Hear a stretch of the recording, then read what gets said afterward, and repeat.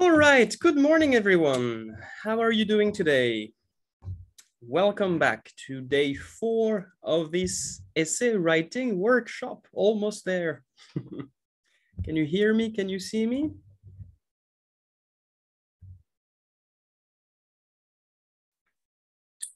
Good morning. We can see you and hear you. Thank you, Anton. Thank you very much. So let's have a quick look at the agenda just to see where we are and where we go. So I haven't updated the program because you know that now we move from a 4-day workshop to a 5-day workshop. So day 1 is over. So day 2, we finished almost everything. We talked about, yesterday we talked about how to give valuable feedback to your students, how to implement student peer reviewing, how to format an essay, how to use diagrams, and how to choose what essay question to answer. So we've done all that yesterday. So there are 2 short topics that we must go through together today, which doesn't really have to do with economics in itself, but it has to do with the writing skills. Obviously, our students do not take an English examination, but it doesn't matter that English doesn't matter and that good writing skills don't matter. So I'm just going to share some tips, advices on how they can improve their writing skills and how you can support them, especially those who are non-native English speakers. And so that should not take too long. And then we will be ready to talk about evaluations and how to demonstrate evaluation skills within an essay. And finally, we will discuss the planning and the structuring of an essay. What are the ways in which students can plan their answer before they start writing? Because yes, they should. And in terms of the structure, I will not give you a very fixed structure for an essay, because you know that there is no such a thing as an ideal structure. There are several ways in which an essay can be structured. And of course, it does depend on the question that is being answered. But that being said, I will try to give you some ideas on how you can help students to structure their essay. And of course, I hope that you will share the strategies that you have implemented with your students. Okay, so let's just start with this these two brief topics: how to use transitional words and phrases, how to support non-native English speakers. I suggest we start with the last one, how to support non-native speakers, because it is broader, and then we can move on to something more specific when focusing on the use of transitional words and phrases. Okay, let's do this. Where is it? Yeah, how to support non-native English speakers. All right, you should see the PPT at the moment.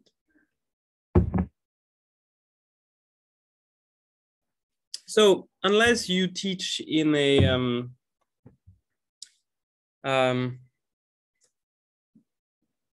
real international school in China, you know, these international schools where the students are have foreign passports. But for most of us, I think our students are mostly Chinese, and therefore English is a second language to them, which obviously makes it more challenging to write an essay. So how can we support them? The first thing that I want to stress today is the importance of communication.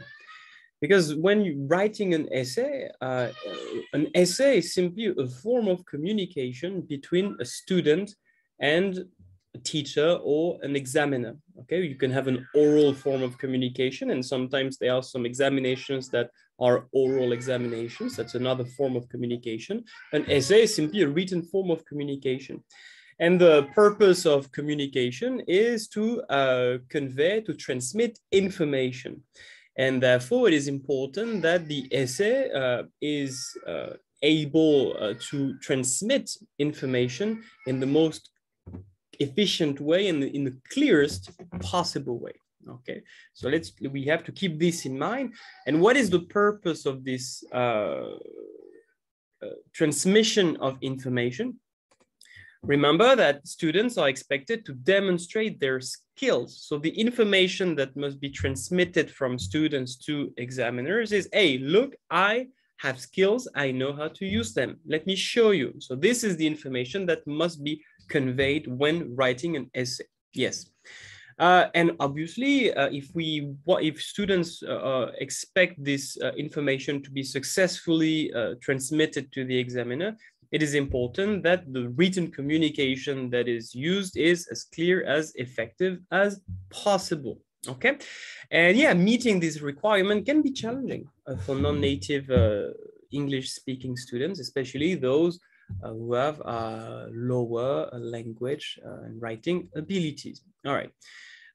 So then you could tell me, yeah, but so what? This is an economics examination. The English level of students is not something that is assessed. It's not something that truly matters. Well, of course, the main emphasis is on economics, and if you look at the syllabus, there is nothing like specifically or directly related to English skills. But of course, if there are spelling mistakes, grammar mistakes in every sentence, and if it really makes it difficult to understand what the student means, what information the student, what point the student is trying to make, then obviously this is going to have a negative impact on the overall grade of the student. Okay, English is simply an instrument. It is a tool that is used to convey information. And if this tool is broken, well, then you will not be able to transmit much information. So yes, students are not primarily assessed on their English writing skills when taking an economics exam, unless, the meaning of unless here, it means that it may matter if they make spelling or grammar mistakes, which are directly related to keywords. This I mentioned it. Yeah, if you write economics of scale instead of economies of scale, this is something that matter if we don't use the proper verbs. And this is something that can also reduce the overall grade of the student. And of course, yes, a large number, as I mentioned, the large number of spelling and grammar mistakes will deteriorate the clarity and effectiveness of written communication, which essentially means that it's going to be very difficult for the examiner to read the essay. It's going to be tedious. It's going to deteriorate the examiner's perception of the student's work. So this is, of course, something that should be avoided. It is a bad signal that it can have negative consequences over the final grade that is awarded to the student. So yeah, grading is going to become very tedious if you have to decipher every sentence, right? If you have to try to guess what the student means. And again, this is not something that we have to do as examiners. This is not our job to guess what the student means and to give the student the benefit of the doubt. Okay, that's why the English has to be clear, has to be specific, so we know exactly what the student had in mind, and that makes it much easier to determine whether the skills have been demonstrated or not. Okay, so yeah, so this short introduction is just to emphasize why this form of written communication is so important. And yeah, I really want to emphasize the fact that if a sentence is ambiguous because the way in which it is written is not clear, then again, the examiner will be unable to determine whether the student is right about something, is wrong about something. And the objective of the essay, to transmit information about whether or not students have achieved the assessment objectives, will not be conveyed effectively. And examiners should not give the benefit of the doubt. So if you have an examiner in a good mood, perhaps he or she will, but on paper, if there is something that is ambiguous, so the students should not be rewarded. That's the idea. All right, let me just, I want to share some funny advertisements that you can show to your students. The two first ones you can show them. The third one, I'm not even going to show it here because it's very rude. It's very funny, but it's a bit rude. But I'm going to show you the two first ones just there to emphasize the importance of communication. So for those two videos, it's oral, verbal communication. But of course, you can extend it to the case of written communication. So let me share my screen, and I'm going to try to share the sound as well. Okay, let's see. Let's see if you can see it. Hold on.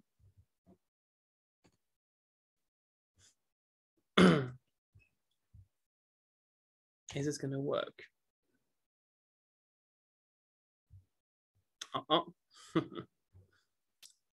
Apparently not.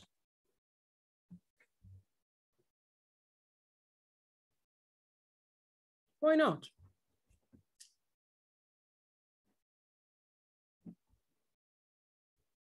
Okay, I'm not sure. Okay.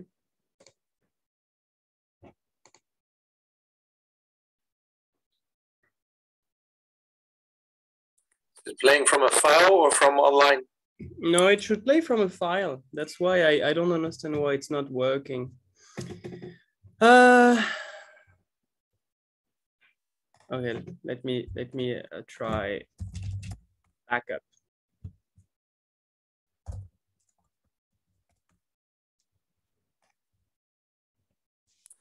You can try the slide mode. Let me just try perhaps on another website. Mary says it may work that way. I think I have it.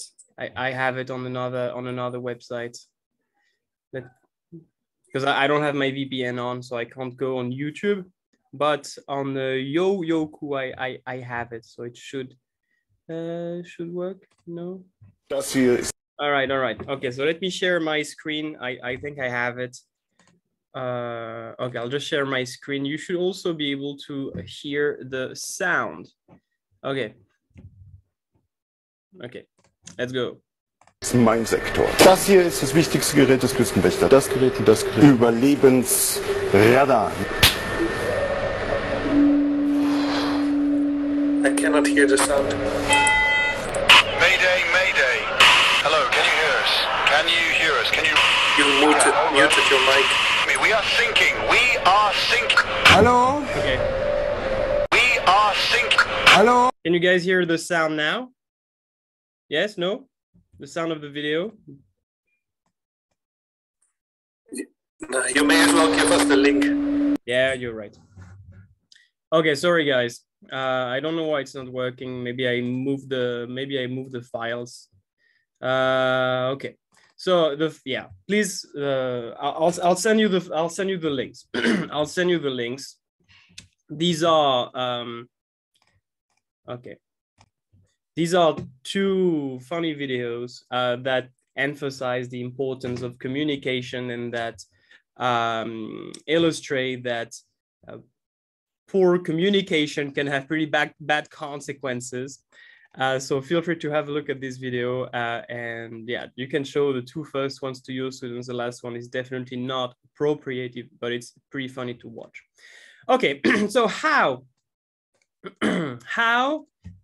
can we support our non-native English speakers just to make it easier for them to write a proper, the best possible economics essay?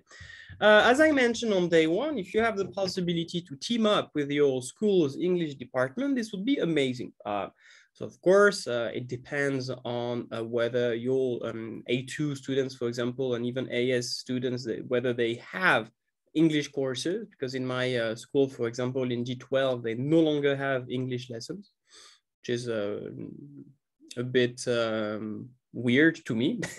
I think that we should always keep learning English especially 1 year before going abroad, but okay. So that makes it a bit difficult, but if they do take English lessons, and especially if they don't take A-Level or an examination, This should allow English teachers to be a bit flexible about the content that is covered. And in that case, you can try to work with them. So for example, you could assign a piece of homework. You can assign one essay question for your AS or A2 students to complete. And then you may have your English teacher, your English teaching colleague to work with them on the homework, to focus on the writing skills, to help them to write a good argument, to structure the essay well. That's something you should try to do if you can, if you have the possibility to team up with the English department of your school. Advice number 2, deliver your lessons in English. Okay, for A level, it really doesn't matter if you are foreign teacher or Chinese teachers. Well, especially for Chinese teachers, of course. But I know that in some schools, there are still some AS and A2 teachers who teach almost 100% of their economics lessons in Chinese. So, okay, that might be more convenient for you as a teacher. This might be more convenient for students to understand, but I just don't think you help them.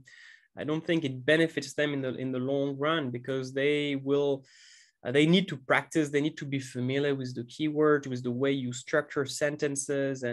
And if most of the lessons are taught in Chinese, that basically makes it more difficult for them to build up those skills. So I'm not saying that you should never use Chinese when teaching AS and A2 economics. Sometimes it can really help, and sometimes actually I think it's great to use Chinese. And as I mentioned earlier, I work with a Chinese teacher. We co-teach AS and A2. She mostly uses English during her lessons, but sometimes she uses Chinese. And I think that's very effective, especially for the lower ability students. Okay, but mostly I believe that AS and A2 economics should definitely be taught in English most of the time.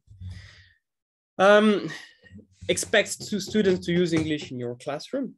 So if you ask questions, again, especially if you are a Chinese teacher, many of them, they will take the easy road and they will answer in Chinese. Okay, that's not something that should be accepted. Again, you can be flexible. If you really have a student who struggles a lot with English and would simply be unable to respond to your questions in English, then it's probably better to allow answers in Chinese than in English. Okay. But generally speaking, yeah, try to make your classroom an English-speaking environment for you and for your students as well. Use learning material written in English, same thing. Well, PPTs, everything, every written document that you provide to your students should be in English. Again, I know that there are some AS and A2, not many, but some AS and A2 Chinese teachers who use PPTs in Chinese. Again, I really don't think this is helpful. This might make students happy, okay, but in the long run, it's probably quite ineffective. For definitions, because obviously this is something that is quite important to demonstrate knowledge and understanding. Keep your definitions simple, as concise as possible, as clear as possible. And that's actually the reason for which I created the online economics dictionary. If you go to the website and click on dictionary, I have added, so it's not yet ready because I only have around 250 definitions. At the end of the day, I should have over 1,000, but definitions are of course very important because knowing definitions is one very effective way to demonstrate knowledge and understanding. But of course, if you give very complex, very long definitions, very difficult to read with complex words, it's going to be difficult for students to remember them, and it's going to be difficult for them. It's going to also be time consuming for them to write them in their essay. So pay close attention to the definition that you give and make sure that they are as simple as possible, okay? Doesn't mean that they have to be, to overlook anything, okay? But try to find the best way to define a keyword in a relevant way, in a coherent way, in a comprehensive way. But that being said, remaining as concise and clear as possible. That was, again, the objective of this online dictionary that I created. You can create, as we mentioned 2 days ago when we talked about the most common mistakes, you can create a list of the most common spelling and grammar mistakes that are found in economics essay. Okay, like economics of scale is, of course, probably the most famous or infamous one that can help, okay, just so they can really focus on those very common mistakes and they don't make those mistakes again. Perhaps you have other examples. If you can think of any other spelling mistake, please type it in the chat box. But yeah, you know, sometimes they are words, they are typical spelling and grammar mistakes that can be avoided as long as you tell the students what they are. Okay, so that's why giving that type of feedback is also important. Encourage the use of simple English. All right, this is not an English examination. A student who writes in let's say very fancy English is not going to get a higher score as someone who just uses a simple but clear English. Yeah, you can use Simple Wiki. That just as not really to use it, but that's just to compare. Let me show you the difference. So this is Wikipedia. Yeah, so that's the Wikipedia page of tax. So you see you have a definition of tax. A tax is a compulsory financial charge or some other type of levy imposed on a taxpayer, an individual or legal entity by a governmental organization in order blah, blah, blah. Okay.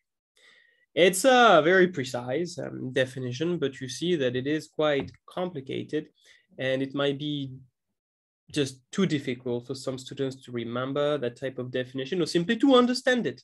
Okay, there are some words that are a bit tricky: compulsory, levy, legal entity. You know, that's not super simple. And I don't know if you guys know that there is a version of Wikipedia that is called Simple Wikipedia. So not all pages have been translated into that simple Wikipedia, but the idea of Simple Wikipedia is to essentially define everything and explain everything, but using simple English. So just to compare, I have also taken a screenshot of the same page, tax, but from Simple Wiki. A tax is money that people have to pay to the government. All right. So then you're going to tell me, yeah, okay, but it's not very precise. Economics students should be able to give a more precise definition, and perhaps you are right. But my point is that you see that, and that's also one way you can implement differentiation in your classroom. You can give two definitions of keywords. You can give, like, let's say, one more advanced and precise and comprehensive definition of a keyword that, of course, is going to be a bit more challenging. And then you could give a much shorter, simpler definition that can be useful for those students who struggle a bit. All right, so money that people have to pay to the government. Okay, it's maybe not the most accurate and precise definition, but at least it's a definition. So think about that. Think about that when you teach, especially when using definitions or explanations. Try to use words, sentences that are as simple as possible. All right, where was I? Yeah, you can encourage the use of writing enhancements apps, some softwares that would just correct your mistakes when you type. I use one. One app. I forgot the name actually. So anytime I write and there is a spelling mistake or grammar mistake, or sometimes the app suggests that I use different words, or if there is punctuation mistake, or if I repeat myself, the app will automatically underline the word. And that is something that really helps me to understand them, not necessarily mistakes, but things I could do better. Okay, it's not only about correcting mistakes, it's also about suggesting ways in which you could improve your writing. And myself, I still use it a lot, and I still learn from those enhancements app, so why not? So of course, this is not for when your students will write on paper, but many of them, they write on their computers, on their tablets. So this can be beneficial to them. Yeah, encourage the use of short but full sentences. I often say that one sentence should say one thing. Okay, it's just one small step towards your conclusion. If sentences are too long, there will be too much content inside each sentence, which is going to make it difficult to understand, and it's more likely that the structure is going to be incorrect. So simple, short sentences, but full sentences. Sometimes students, they don't write full sentences. There is a subject, but there is no verb, or there is no pronoun. So complement, I mean, complements. So yeah, sentences have to be short, but we should always have full sentences, subject, verb, complement. Okay. Obviously, you could encourage reading articles, books, and watching videos, movies about economics. So yeah, so articles and books would be most likely for those higher ability students who really want to go beyond the syllabus and to go one step further. But then videos and movies about economics could really be for absolutely everyone. And I made a list of YouTube channels, for example, a list of YouTube channels that I really enjoy, like Khan Academy, Marginal Revolution University. You will love economics. For AP, of course, you have Jacob Clifford. For IB, you have, what's his name? Sorry, I forgot his name. Welker's Economics. Welker's Economics for IB. You have Econ Plus Dow. Same thing, mostly for IB Economics. You have plenty for A level. You have Enhanced Tuition. That is also an amazing source of YouTube videos that cover the entire NSN A2 economics syllabus. So there are plenty of sources of videos that you can share with your students. Movies, I'm curious, do you show movies to your students, of course, about that have some connection to economics? What movies do you show to your students? Can you please tell me what movies you show to your students?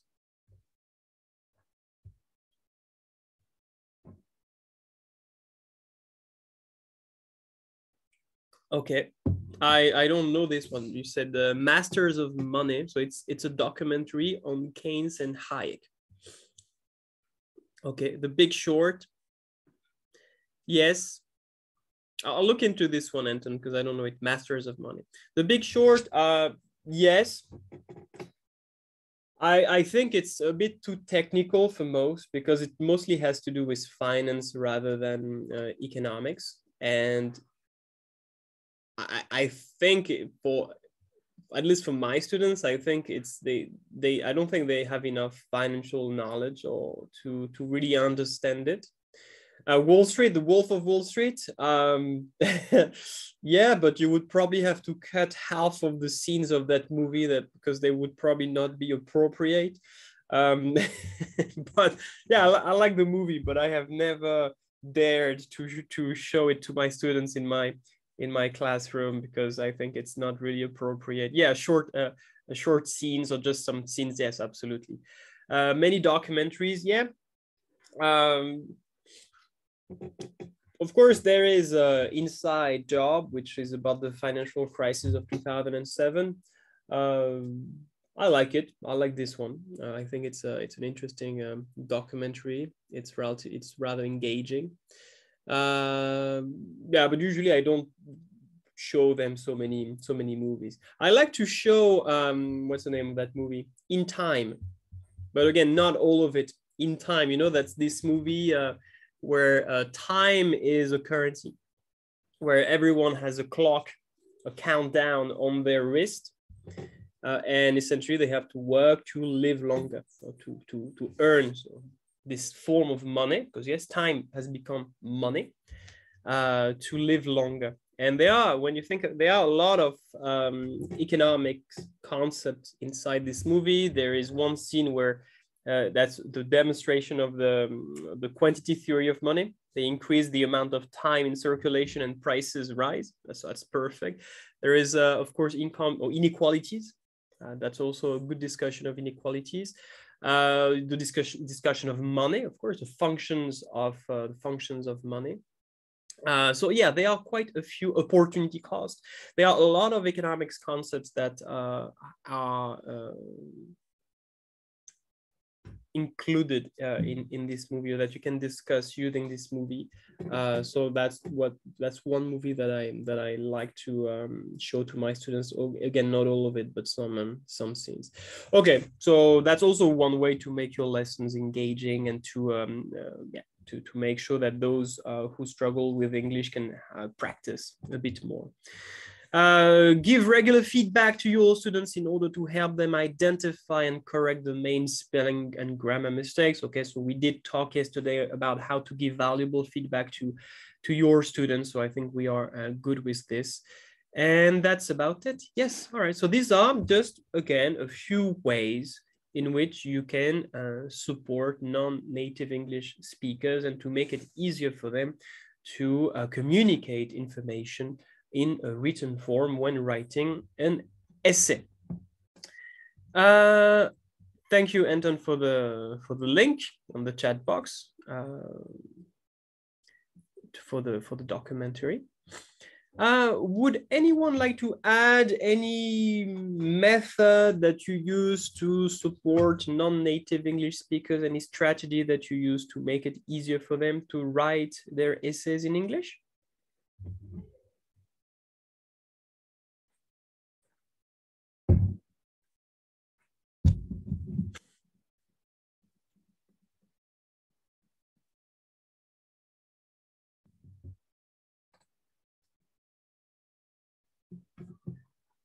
No?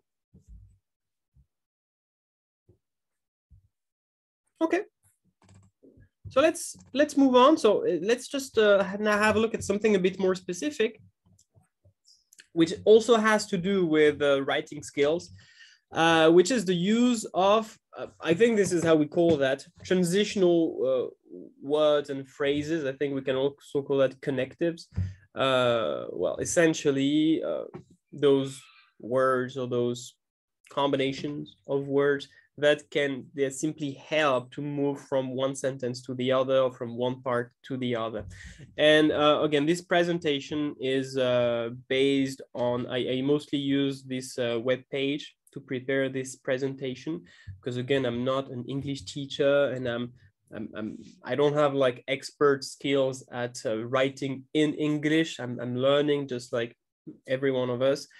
So I made a bit of research on why the use of transitional words and phrases is so important, and how to make a proper use of those words and phrases. Okay. All right. So yes, when we write, the main thing we want to achieve is to present ideas in a clear and understandable way. Okay, this, we got it. And yeah, we need to help, when we write, we need to help the reader to move through complex ideas. Simply because when we write, we have something in mind. We have a reasoning, we have a form of logical thinking.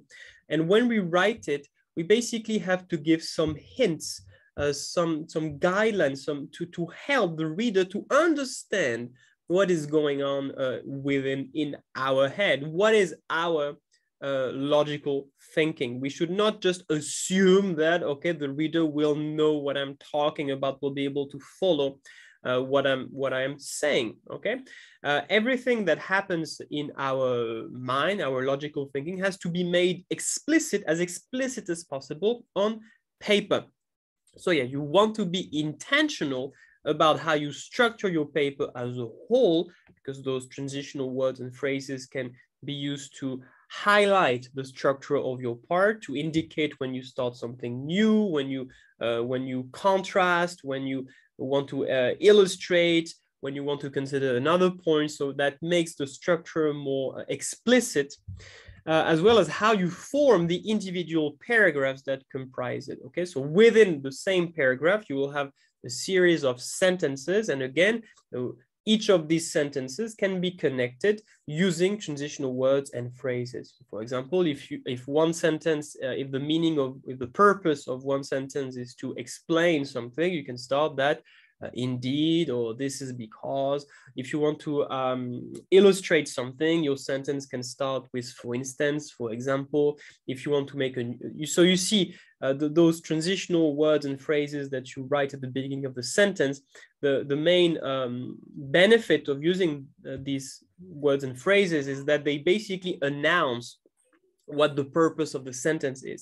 So it makes it that allows the reader to be ready for that. Okay, if the sentence starts by indeed, I expect that the sentence is going to explain something that has been stated before. So I'm ready for that. If a sentence starts by for instance, I expect that the sentence will illustrate something that has been explained before. I am ready for that. Okay, so it's just, again, it gives a hint. It's like if the writer will provide some guidance, some assistance to make it as easy as possible to read and of course to mark the essay. So yeah, you can guide readers through the connections you're making by using transitional words in individual sentences. Okay, so yeah, that's one way you can link your ideas and make it easier for the reader to understand the logic of your paper. Okay, I think we all understand that, but it's important that your students understand how important this is. So, and that's about it. But now let me show you a few things you can give to your students. So first, you can show them an example. And again, that's one essay that I wrote myself. And what I did is I highlighted everything that has to do with transitions or connections. Okay, so in blue I have highlighted really those transitional words and phrases. In other words, however, in particular, in that case, blah blah blah. So you see there are quite a lot, and actually some English teachers from my department told me that I actually use almost too many. So I try not to include too many transitional words and phrases. But you see that they are everywhere throughout my my essay, and mostly at the beginning of sentences, and it really helps the reader to move through the essay. Yes. In yellow, it's a bit different. It's just when I refer to something else or when I contrast with something. But yeah, mostly those transitional words and phrases, they are highlighted in blue. So you can show them some examples like this, where you would show them an essay, or you can actually ask them to circle or to underline the transitional words and phrases. And something else that you can do is to provide them with with a list. Where did I put it? I think it's there. Yeah, you can provide them with a list of transitional words and phrases. So they can be grouped by purpose. Okay, there are some words and phrases that are meant to emphasize something, to add something, to contrast, blah blah blah. So there are several classifications. I think I included 2 in this document, so you can print the one that you like better. I think that's something that can be extremely useful, and you can even allow your students to keep this document when they write an essay. Why not? Of course, not for the final examination, but and not for a mock examinations, but if you schedule some monthly tests on practice exams, you can just allow them to keep this document by their side, so they can use transitional words and phrases properly. Okay, so if you want, you can simply provide them with this document. If you want to make it a bit more difficult, you can simply ask them to find transitional words. Okay, so I have divided those words and phrases into 6 categories: illustration, contrast, cause and effect, time, addition, summary. I think these are the 6 main categories that are relevant for economics essays. And you can simply ask them to identify 3, 4 transitional words and phrases within each category. Okay. A last activity you can do with them to improve their use of these words and phrases is to do something like that. So you write an essay. It doesn't have to be an essay or just a paragraph, and you remove the transitional words and phrases. So you just replace them by a blank, and you ask them to fill in the blanks, just to try to find a transitional word or phrase that would be suitable. Could be, I don't know, first, economic growth is likely to cause environmental damage. Indeed, an increase in production usually requires the use of additional resources and therefore accelerates the depletion of non-blah, blah, blah. Okay, you see something like that. That's just one idea. You can use other activities, other methods, other exercises to encourage them to practice the use of transitional words. So this one is a short text. This one is much longer, you see, and I have removed all possible transitional words and phrases. This is something you can do during your lesson time, or if you team up with your English teacher, this is something that you can also, well, you can ask your colleague teaching English to do this activity with your economics students. Why not? Okay, and I think that's essentially it about transitional words and phrases. So students have to understand why it matters, why it is important. They must be able to, they must know a few transitional words and sentences for each purpose. And yeah, they should be able to complete this type of exercise and to use them in an appropriate way within an essay. Okay, would anyone like to add anything about the use of those transitional words and phrases?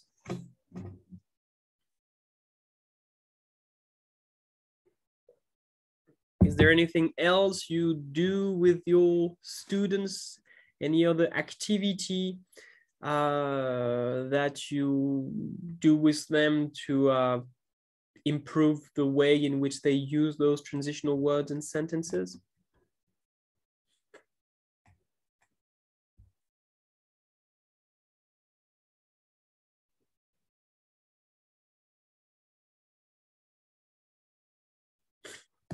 No? Okay. All right. So now we are ready for a part of this workshop that is, yes, Angela, you raised your hand. Doctor, I have a question. I'm curious, how many lessons do you have in your school per week? Okay. So now it's the holiday, so I have to think.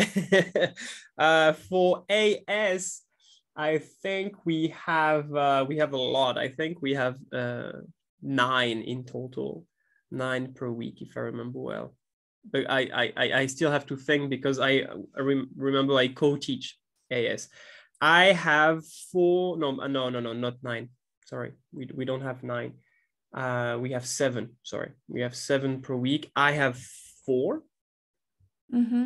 I have 4 per week, and my colleague has 3. So she practices for essentially 3 hours, 3 lessons per week, and I deliver the content 4 hours, 4 lessons, 45-minute lessons per week. And I think it's the same for A2. For A2, okay. It's the opposite. I have 3 lessons per week, but I only teach A2 macroeconomics, so it's enough. And she has 4, and she teaches A2 microeconomics. So yeah, 7 in AS, 7 in A2. Do you think that's enough, or for you to deliver your lessons? I think so. Yes. 4 classes per week for AS.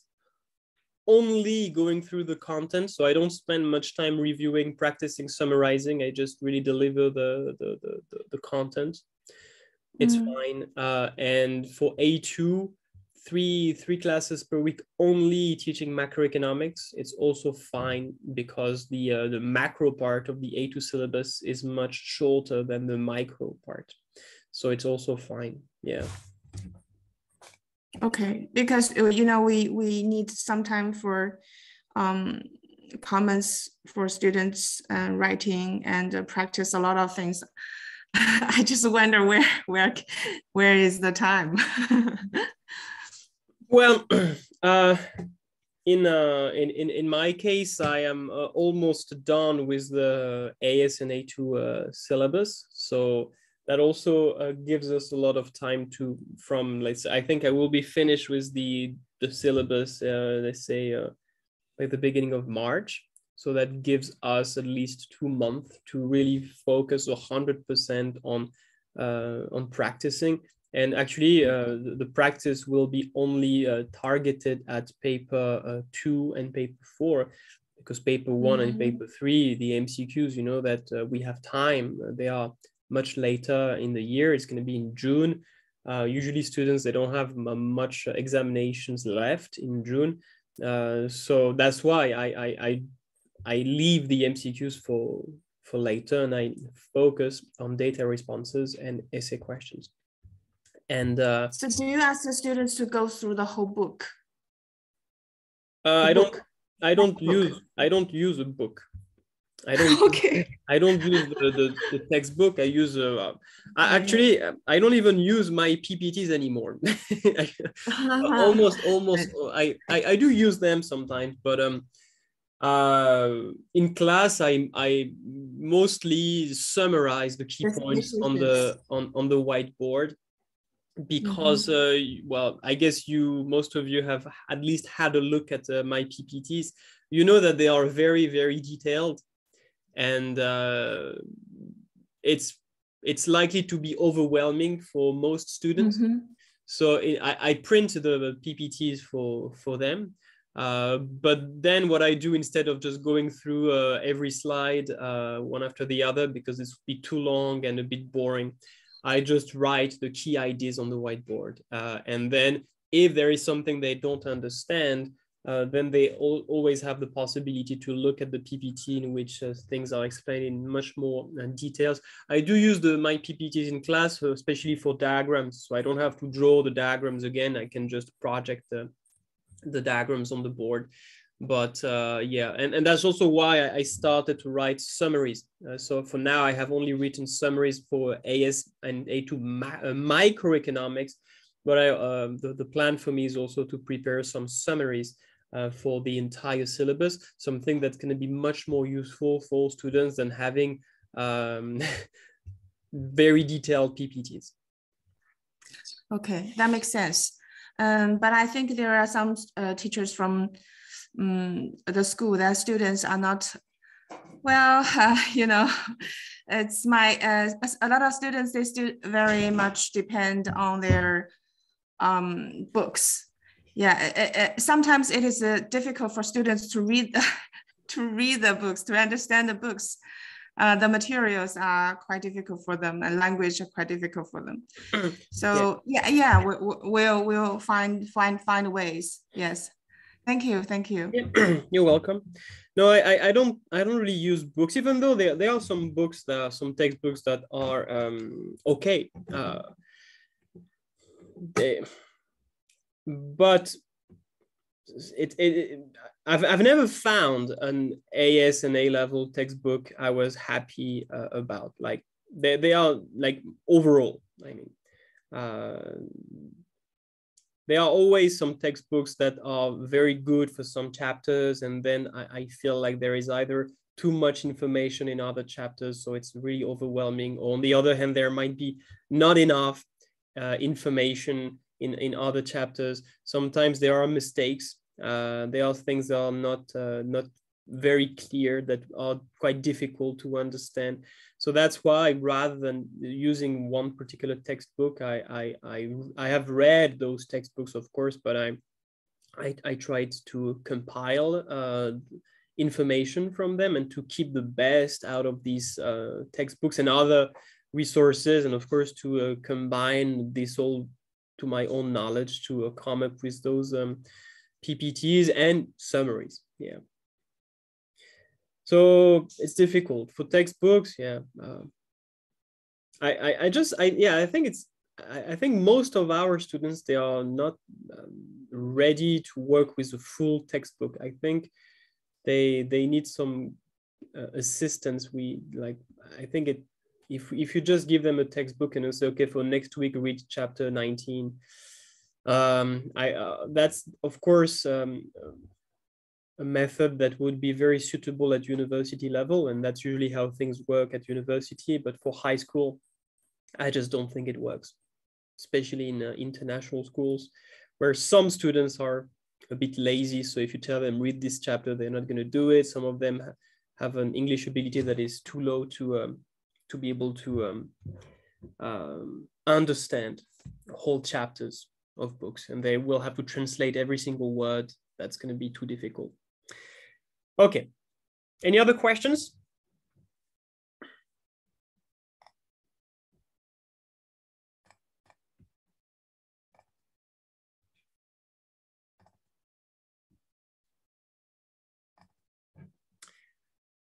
So let's move on and let's talk about the fine art of evaluation. Okay. So we did talk about evaluations a bit during day one, because of course evaluation is one of the 4 assessment objectives or assessment criteria. But then what I told you is that we will not, on Monday, I told you that I did not want to say too much about evaluation because we will have a dedicated session. And here it is, the dedicated session on evaluation. The only thing that we did on Monday was to discuss, we discussed that, to evaluate or not to evaluate, because remember that in part A of essay questions, students are not expected to evaluate anything. Okay, this is not an assessment objective that is required for part A of essay questions. However, in part B, of course, students are expected to demonstrate their ability to evaluate arguments. And of course, for A2, in 25-mark essay questions, single part essay questions, an evaluation is required. And in most cases, the command words, they can indicate whether or not an evaluation is expected or whether evaluative comments should be made. So keywords or command words like discuss, consider, and so on clearly indicate that this an evaluation is expected. That's pretty much the only thing we did on Monday, but we also answered 3 questions. Remember, what to evaluate, how to evaluate, and not for whom, but why to evaluate. Does anybody remember what were the answers to these questions? What to evaluate, how to evaluate, and why to evaluate? Does anybody remember the answers that I provided? That from my perspective, of course, because we can have a different understanding of what is an evaluation, what is the purpose, and how we should do it. But from my perspective, do you remember the answers that I provided? Anyone?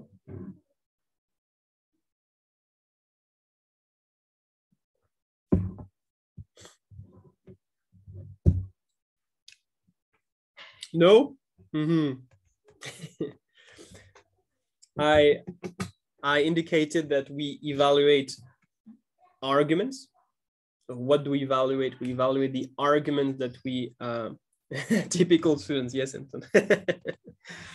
We evaluate the arguments that we have put forward, okay? We have made a point, we have written an argument. This is this argument, this point that we have to evaluate. How do we evaluate? Essentially, we take one step back after we have written the argument and we assess this argument critically. In particular, we think about, we discuss the weight of this argument. Is this a heavy, which means strong argument, particularly relevant, or is this a light, a weak, a rather irrelevant argument, okay? Or the conditions under which an argument is strong and the conditions under which an argument is not very strong, is rather weak. So remember the image that I used to explain how to evaluate. It's like if after you have written one argument, you put it on a scale, okay, to weigh it, to see, okay, is it heavy, is it light? And essentially, there are two questions you can ask yourself after you have written an argument to evaluate it.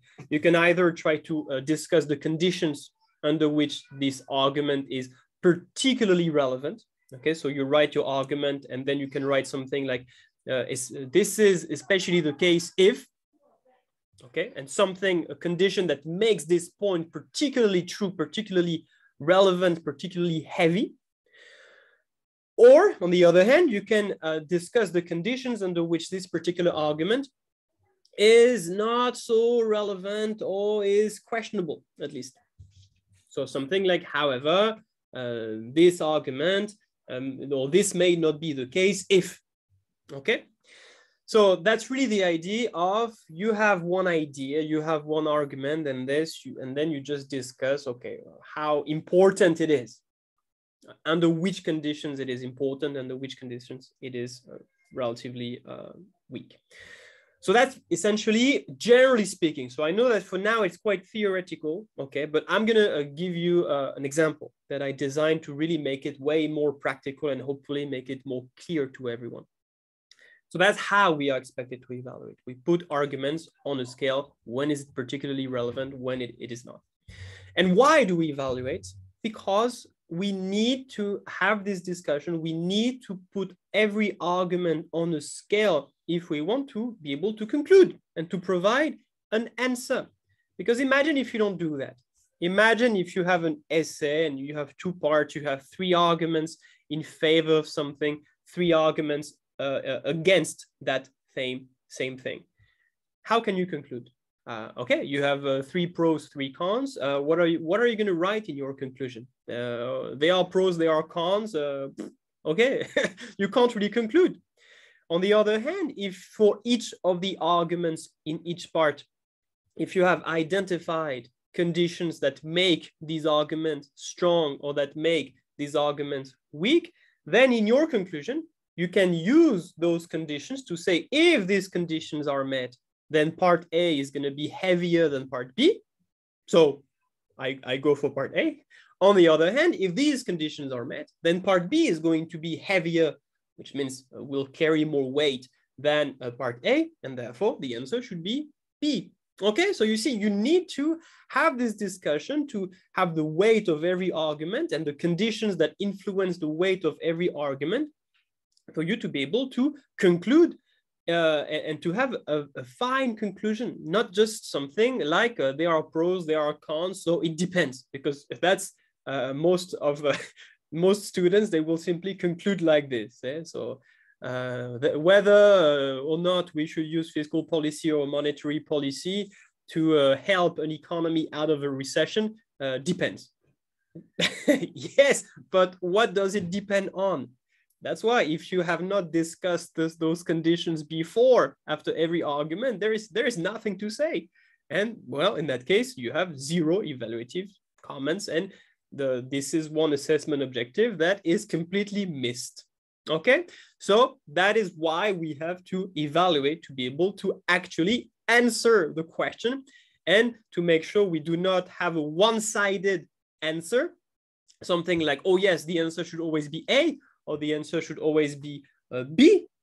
And we also don't want to have an answer that is just very vague. It depends, okay, but what does it depend on? So we need to have evaluative comments to provide a precise, comprehensive, a finely shaded answer to the essay question.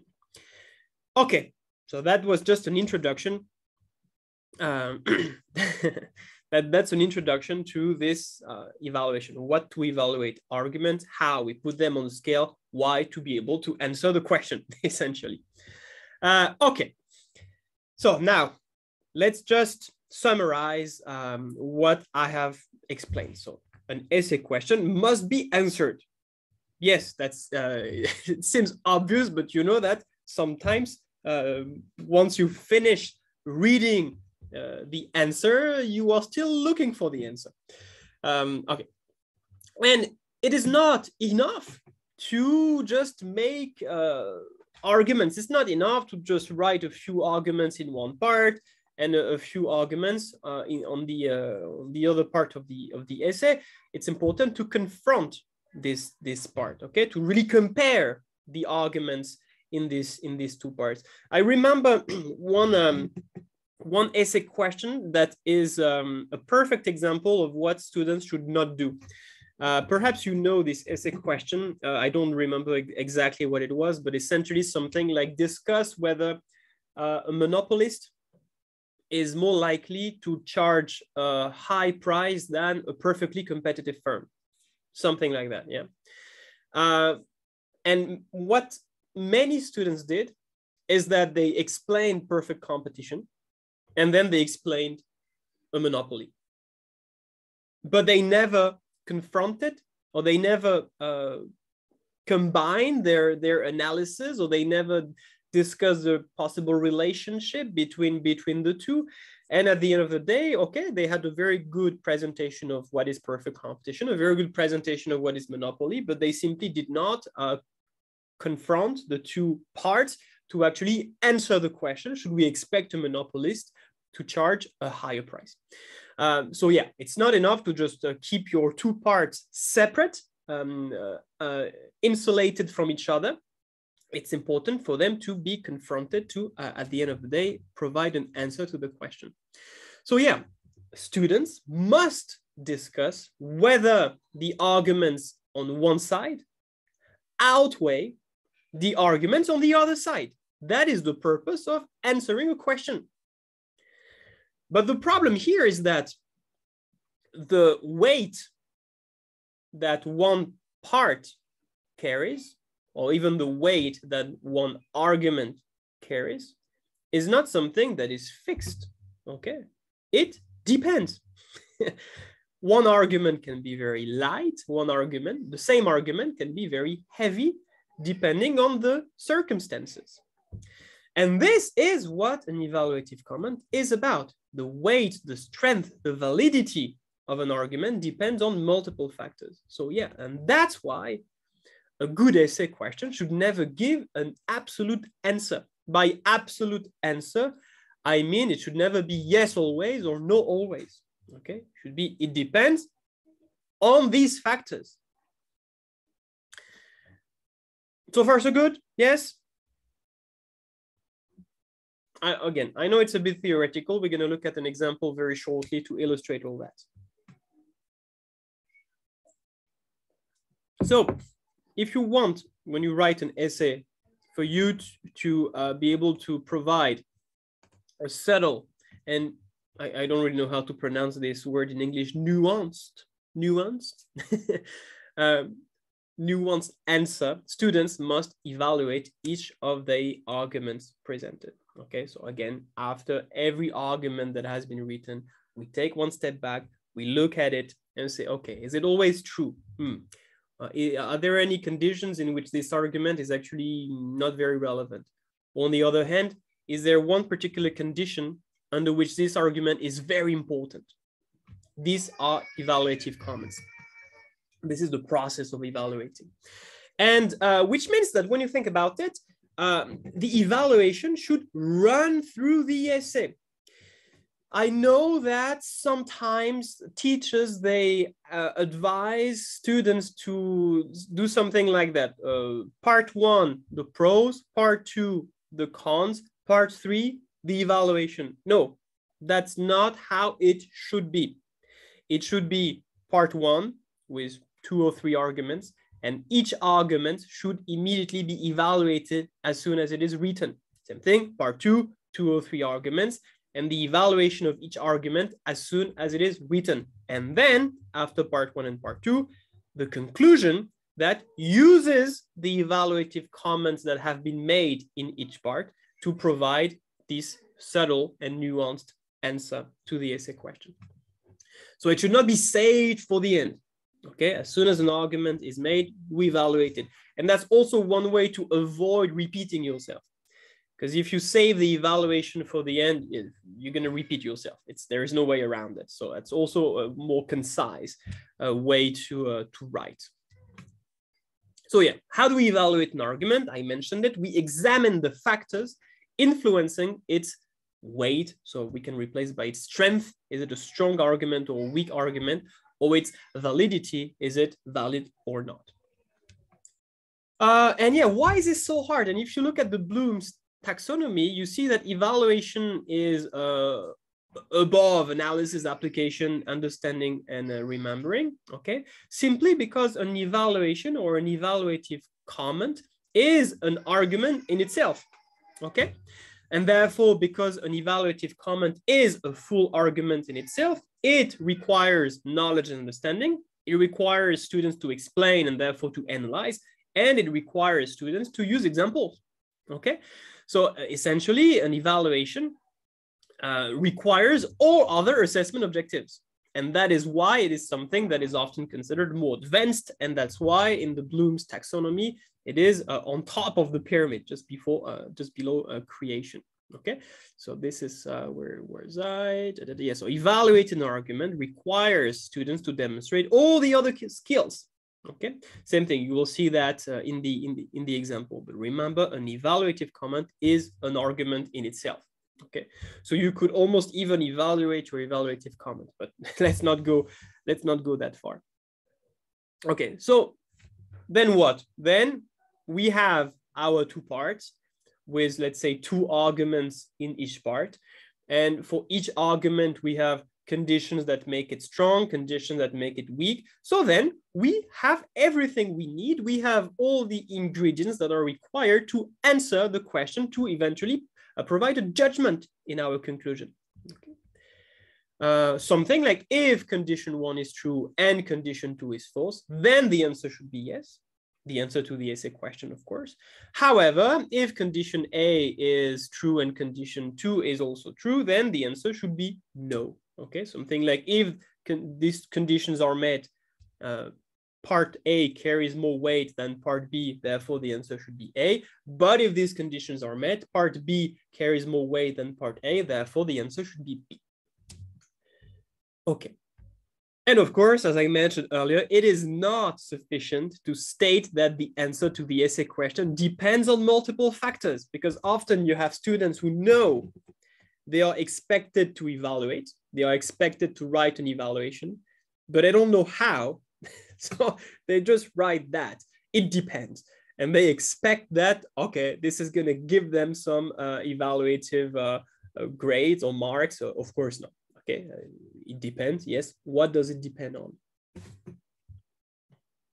Okay, let's a few things you can do with your students. Let me just check the chat box. All right. So let's say we have a war between those two armies. Who do you think will win? Army A or Army B?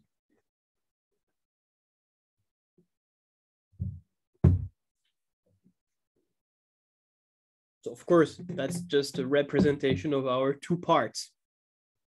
Part A, part B, Army A, Army B. It's like a war between your arguments. A tie, okay?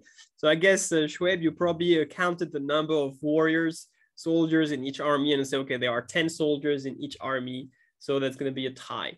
Okay, so of course not. Because you can't simply count the number of arguments you have in both parts, all right? And that's what I want to show here.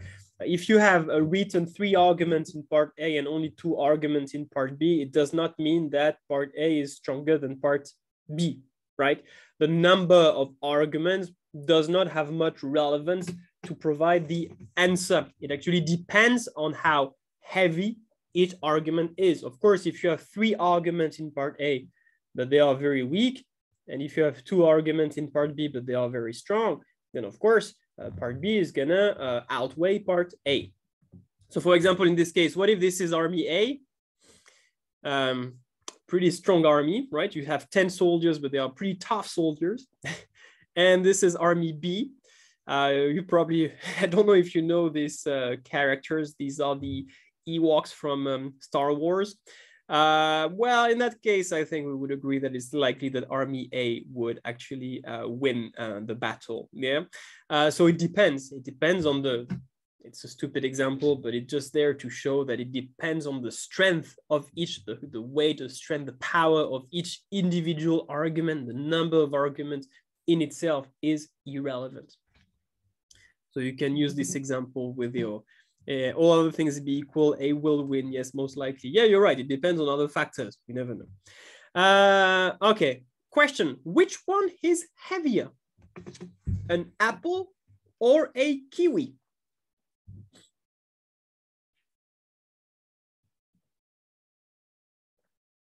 Which one is heavier?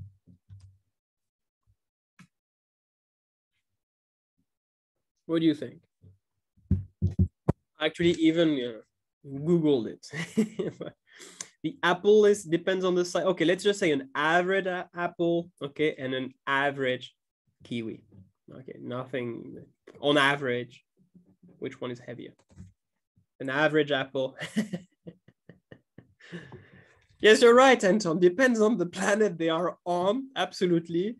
So you see, of course, on Earth, an apple is on average twice heavier than a kiwi. On the other hand, if you put the kiwi on Earth and if you put the apple on the planet of our solar system that has the lowest gravity, do you know which one it is? Do you know which planet it is with the lowest gravitational force? Which planet of the solar system has the lowest gravity? Does anybody know? Want to guess? Planets, right? Not planetoids. Sorry, Anton, couldn't hear you. No planetoids, like Pluto, right? Well, I was quite surprised because I also assumed that Pluto would be because it's the furthest away from the sun, that this would be the one with the lowest gravity, and also because it is quite small. But actually, no, when I looked into it, it is Mercury that has the lowest gravity. You can check, you can check on the internet, but Mercury has the lowest gravity, apparently. So the point here, again, it's a bit of a ridiculous example, but this is there to illustrate that when you have, when you make an argument and when you want to put the argument on a scale, the weight of this argument is not a constant. I repeat, the weight that an argument carries is not a constant. It is a variable.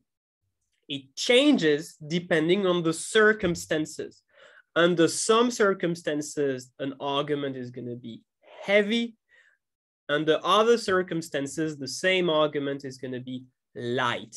Okay, so that's why when you compare arguments, you have to compare, or you have to take into account the conditions that have an influence on the weight of these arguments. And that is what the evaluation process is about. If I compare an apple and a kiwi, okay, the weight of each of them depends on their location, essentially. Okay, so the location is a parameter, a condition that influences the weight of this argument, of this fruit. And therefore, if I had to compare their relative weights, the answer would depend on their respective locations. Okay? So then that's the general purpose and the general way in which you can evaluate within your essay. So then what type of evaluative comments can we make? Because yes, there are so many things, there are so many factors, there are so many conditions that can influence the weight, the validity, the relevance of an argument. And it can help your students to organize these evaluative comments or these factors into different categories, okay, different types of evaluative comments. And there are several possible classifications. So I use one. There are several other ways in which you can organize or distinguish the different types of evaluative comments. Just use the one that works best for you and for your students. There is one here that we call the CLASP, where evaluative comments can be about the conclusions, the limitations, the assumptions, the stakeholders, the priorities, the pros and cons. Okay, this is not the one I use because it's not the one that makes the most sense to me, but it is quite common. And I think mostly IB teachers use this classification a lot for students writing internal assessments or extended essays. Okay, so that's one possible way in which you can classify evaluative comments, factors that will influence the weight of your arguments. There's also the WE steps that I found. I don't think this one is so used. Again, I just made some research when preparing this presentation and I found this. So W for wider context, efficiency, quality, scope, time, effectiveness, prioritization, scale or magnitude. Okay, so you can also have something like that, but again, that's not the one that I use because I think that's just too many. You see, there are 8 different categories. I think it's a bit too much, but again, that's just, we try to identify the main categories of evaluative comments. I use a classification that I came up with myself, which I call the TEST classification. So there are only 4 categories, so that's easy to remember. 4, and yes, the acronym TEST looks good. But again, I'm not saying that you should use this classification. I'm just saying that that's what I do, that makes sense to me. It seems to make sense to the students. And so the 4 categories of evaluative comments that I have identified are type, elasticity, size, and time. So basically, which means that the strength or the weight of an argument may depend on the type of something. For example, it could be a type of good. Is this a private good? Is it a public good? Is this a normal good? Is this an inferior good? Is this a merit good, a demerit good? Okay, type of something. Can depend on the elasticity. Okay, so an argument about the liquidity trap will depend on how interest elastic is the demand for money. An argument about taxation may depend on how price elastic demand is. Okay, there are many evaluative comments that have to do with elasticities. An evaluative comment, the weight of an argument can be influenced by the size of something. All right, if you say that, okay, economic growth can lead to inflation. Yeah, okay, so it's bad. Yeah, all right, but it depends on how high inflation is. Okay, if you just have 2% inflation, it's no big deal, right? It can actually be beneficial. So the size, the scale, the magnitude of something can also influence the validity, the weight, the relevance of an argument. And the time period considered, an argument that is valid in the short run might not be valid in the long run, okay? So I like this classification because it is, I find it very simple. I find it more practical for economics students than other classifications. But again, it's up to you.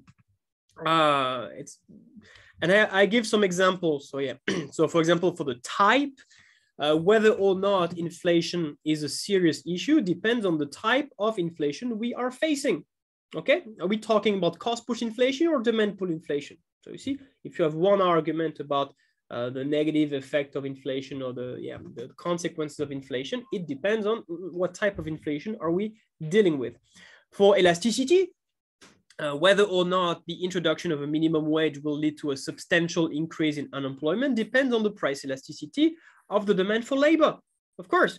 So if you make a point saying like minimum wage, no, it's not good because it creates unemployment. Okay, that's your argument, and then you evaluate this argument. You could say something like, however, if the price elasticity of the demand for labor is relatively low, inelastic demand for labor, the introduction of a minimum wage will not generate or create significant unemployment. Okay, something like that. For size, so size is a bit general, okay? It could be level, magnitude, value, intensity, degree, okay, anything you can measure, essentially. Example, whether or not an expansionary fiscal policy will be effective at increasing real GDP depends on the initial level of spare capacity in the economy.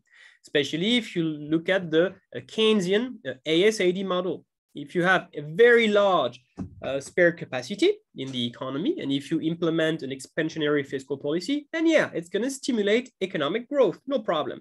However, if you have zero spare capacity in the economy, well, you can increase AD as much as you want. It's not going to stimulate economic growth. Yeah.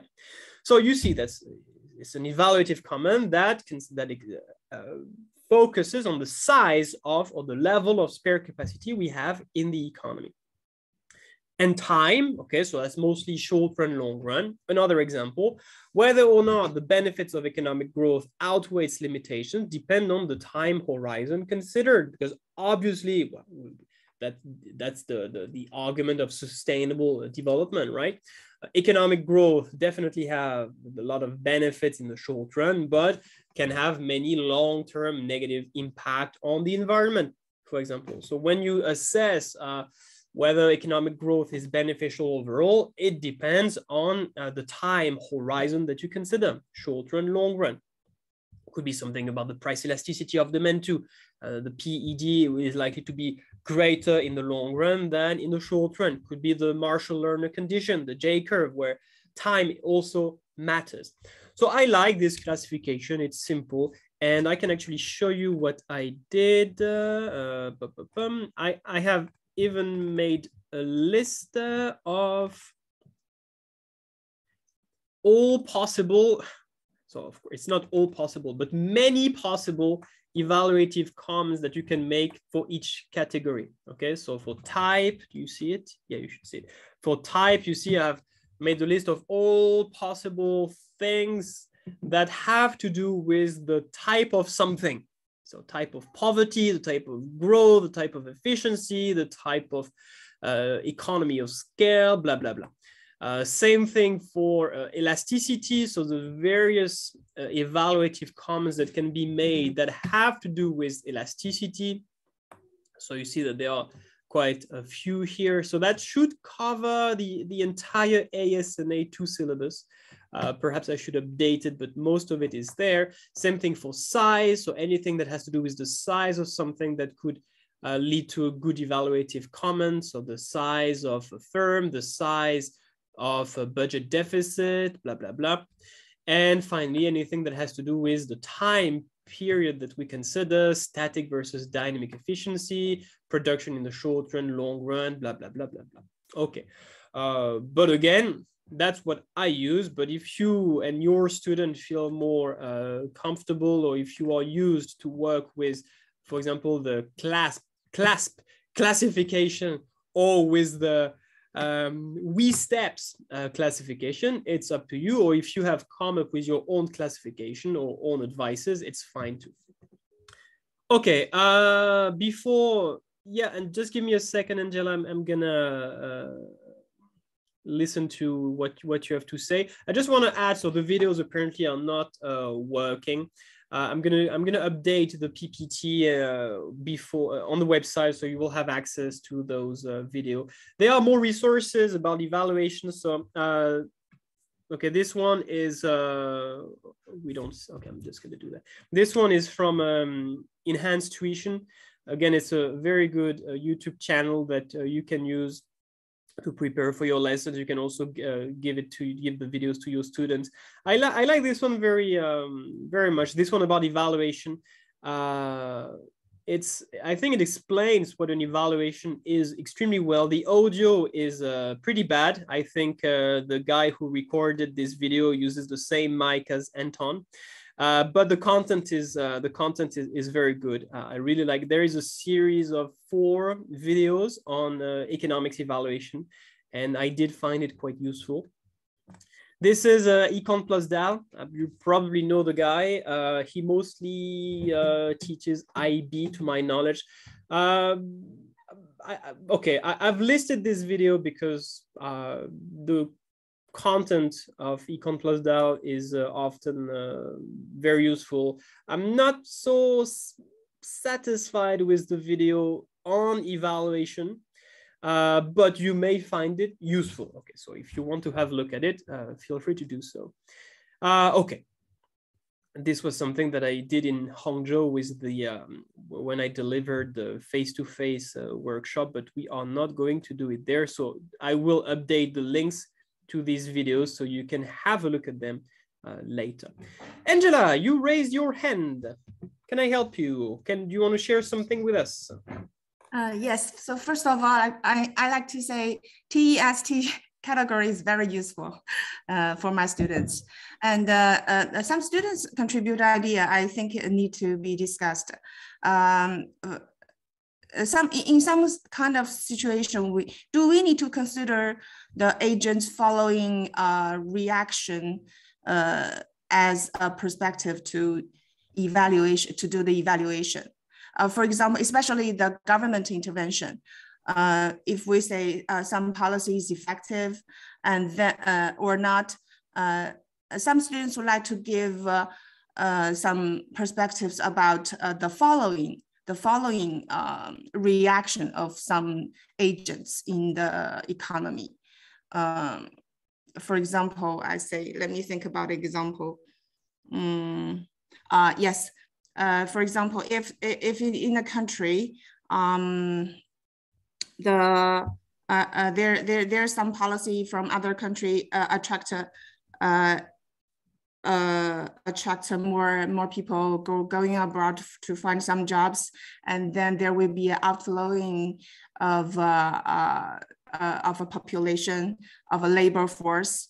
The main part is about that, and then the students will give a perspective about if the government, however, if the government make some policy about welfare benefits enhancement, then what, something like that. So the government reaction about the situation would be a good point of evaluation or not, in your idea? It depends. Okay. It depends. It depends on what the essay question is, because the example you give, this type of comment may or may not be useful or relevant depending on what the essay question is. Okay, the risk is to go off topic. Okay, so the evaluative comments always have to be useful to provide an answer to the essay question. So sometimes the reaction of the government, if this type of comment is something you can use in your conclusion, or at least if it is relevant to the essay question, then you could definitely include it. It is difficult for me to give you to answer your question without having a clear idea of what the question is and what the argument in itself has, what argument is being evaluated. You mentioned it briefly, but of course this would be more, perhaps this is something we can do tomorrow when we analyze some work from students. And if you have some work from students in which they provide a similar type of evaluative comment, you can send me these documents and we can discuss that, and we'll have more context, we'll have more information to assess the relevance of the evaluative comment. Okay, thank you. Does anybody have any other questions about this, how to evaluate? And we are going to look at an example, okay, but this was the more theoretical part. I hope it makes sense to you. As I said on Monday, usually evaluation is the skill that students can improve the most. We have many students who are good at the 3 other assessment criteria, but who still struggle very much with evaluation. And reason number 1, because it is probably the most challenging skill to learn. Reason number 2, because it is perhaps the most challenging skill to teach. So hopefully, after this presentation, you will have yourselves a better understanding or clear idea on what it means to evaluate, how you can do it, what is the purpose, some examples, so you can better guide your students. And I really think that now it's February already, I think you can start focusing on those evaluative skills, and you will see that this will make a big positive impact on your students' performance. If there are no more questions, I want to show you an example that I have designed. Okay. So let's pretend, okay, you should see it. Let's pretend that the essay question is discuss whether the benefit, so it's not a real essay question, okay, I just made it up. Discuss whether the benefits of economic growth outweigh its cost. So this is a discuss question. So obviously we are expected to evaluate our argument and to have a conclusion in which we will say, if blah, blah, blah, then yes, the economic growth has more benefits than cost. But if blah, blah, blah, then no, economic growth would have more cost than benefits. Okay, to put it simply. And we will need to have two parts. One part in which we'll mostly focus on the benefits of economic growth, and one part in which we'll mostly focus on the costs of economic growth. That's the most standard way to structure the essay in that case. And what I'm going to do, I'm just going to consider one argument in each part. Okay, otherwise it's going to be too long. Let's just one argument that we can put forward to explain that yes, economic growth has some benefits for the economy, is to say that, okay, economic growth will reduce unemployment. Okay, that is clearly a potential benefit of economic growth.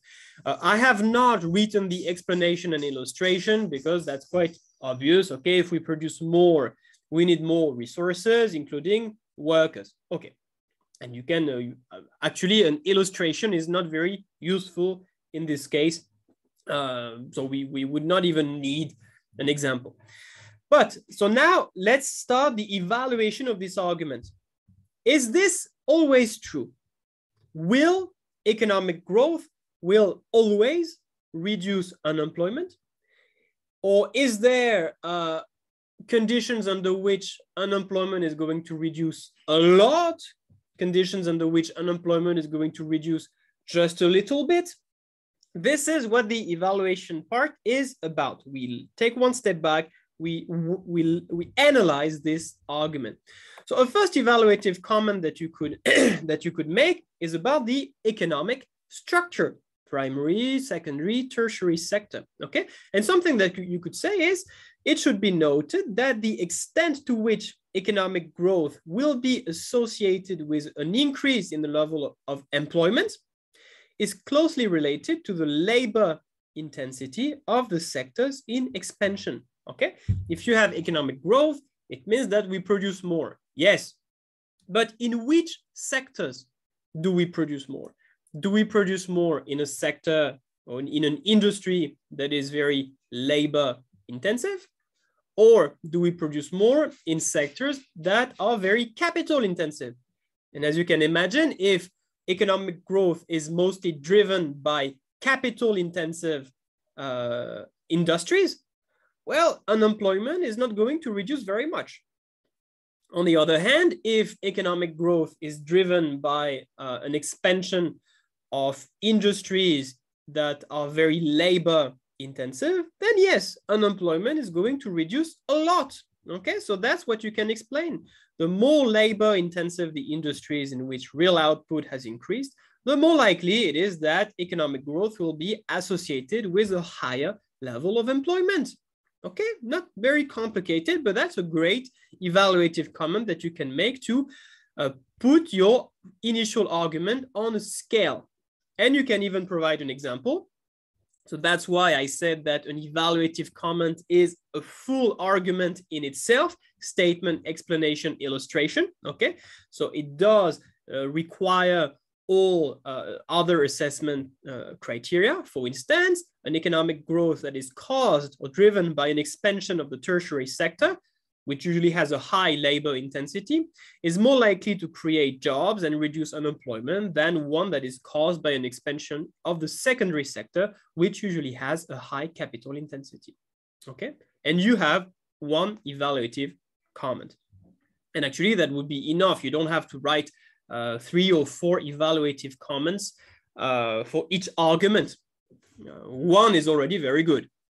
But just for the sake of example, I have made 2 additional evaluative comments. You could also say that, all right, whether or not economic growth will reduce unemployment will depend on population. Example. So that's the statement of my evaluative comment. However, if economic growth is the result of an increase in the size of the population, then an increase in the level of employment may not be associated with a decrease in the rate of unemployment. So the idea here is, okay, of course, if the population doubles, yeah, okay, you will definitely experience economic growth because with a higher population, you will have an increase in aggregate demand, no problem. But then, okay, we produce more, but we also have many more people in our country. So perhaps the level of employment will increase, okay, more jobs will be created. But if we create, let's say, 100 jobs when the population increases by 1,000 people, then you see that the rate of unemployment will actually increase. Okay, so it's interesting to distinguish between the level of employment and the rate of unemployment, especially if economic growth is driven by an increase in the size of the population. Okay, so of course, then you have an explanation. Okay, essentially what I just said. And for this, and even an illustration. I'm not going to read everything. This document is available on the website, so you can have a look at it. You can print it for your students if you want to illustrate what this is.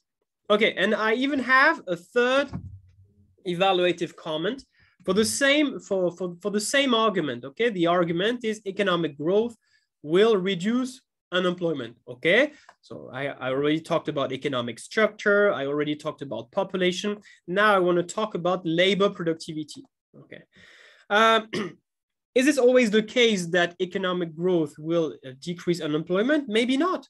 What if economic growth was driven by an increase in labor productivity? What if we produce more simply because workers are more productive? Well, okay, in that case, we might not necessarily need more workers to produce more. Okay, so the initial argument would not be valid in this case. And same thing for this third evaluative comment. I have my statement, I have my explanation, and I have my illustration. All right. Okay, so I have three factors that have an influence on the weight, on the relevance of my initial argument. Factor number 1, economic structure. Factor number 2, population. Factor number 3, labor productivity. And of course, these 3 factors will be used in my conclusion. Okay, you see that I will use these 3 factors in my conclusion to provide an answer to the essay question. Okay, now let's do part 2. So part 1 was about the benefits of economic growth. Okay. Let's do the same work, but now for the costs of economic growth. And let's try to identify one argument that would suggest that economic growth is bad. All right, and one common argument that we can put forward is to say that economic growth will cause inflation, an increase in the overall price level, which imposes multiple costs on the economy, menu costs, shoe leather costs, blah, blah, blah. Okay, it is something that we can regard as a limitation or cost of economic growth. And of course, we would have to explain this argument to illustrate this argument. All right. Once we are finished with this argument, let's take one step back and let's try to assess this argument. Is this always true? Under which conditions is this particularly true? Under which conditions is it not relevant or not extremely valid? The same thing. What I did is to consider 3 possible evaluative comments Obviously, students are not expected to write 3 evaluative comments per argument. This is just to illustrate the process. A first determinant, a first factor would be the type of economic growth, of course. When we say that economic growth will cause inflation, well, that is if economic growth is caused by an increase in AD. Okay, in that case, you do have inflation.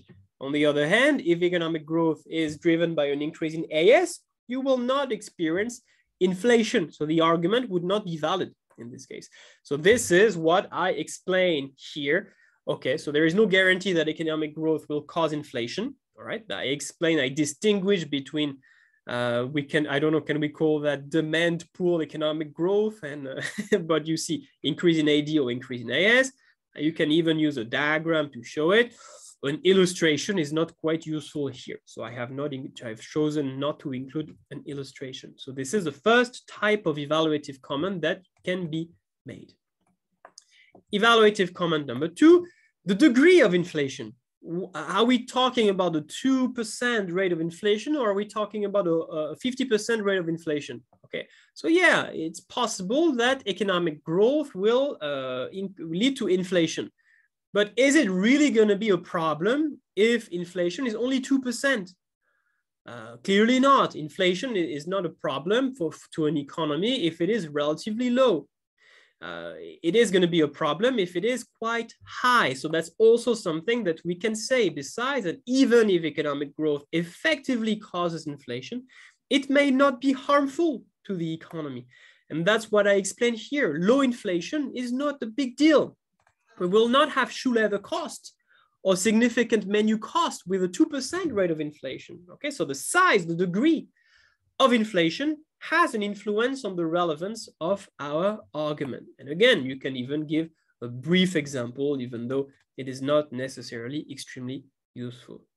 And a third factor, a third evaluative comment that could be made about this argument is about the type of inflation. In particular, is the inflation expected or unexpected? Because you know that usually unexpected inflation is more harmful than expected inflation, simply because if everyone expects inflation, then we can prepare for it, essentially. But if it is unexpected, we might, our previous economic decisions might turn out to be inefficient. So that's what I explained here. Is the inflation, was it expected by economic agents or was it not? All right. I think you get the idea, right? So I try to look at my argument and to assess it critically. So, okay, when is it true? When it is not so true? And then, so that's how we evaluate. So what do we evaluate? You see, I wrote 2 arguments, one in each part, and I have evaluated each of these arguments. How do we evaluate? Well, you have 6 evaluative comments in this document. And then why do we evaluate? And that's probably the most important part, because once we have that, you see, we have 3 evaluative comments for my first argument: economic structure, population, labor productivity. 3 evaluative comments for my second argument about inflation: type of economic growth, degree of inflation, and type of inflation. It is extremely important to have these evaluative comments, because then I can write my conclusion. And essentially, I can build this type of table where I have my arguments, okay? Economic growth and unemployment, that's the first argument in part 1. Economic growth and inflation, this is my second argument in the second part. For each argument, I have determinants, factors that influence the weight or the relevance of this argument, okay? So I have 6 evaluative comments, essentially. And well, then you can have those, the conditions. Under which conditions can we expect the benefits of economic growth to be greater than the costs of economic growth?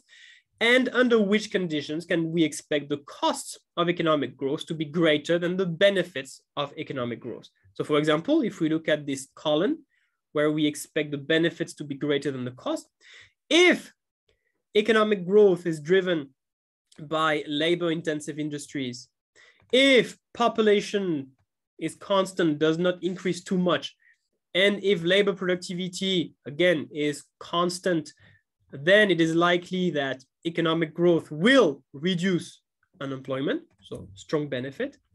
And if at the same time, if economic growth is driven by an increase in AS, if the degree of inflation is low or if it is expected, then clearly we expect that inflation will not be a big deal for the economy. And so under those circumstances, we can expect that the benefits of growth will outweigh the cost of economic growth.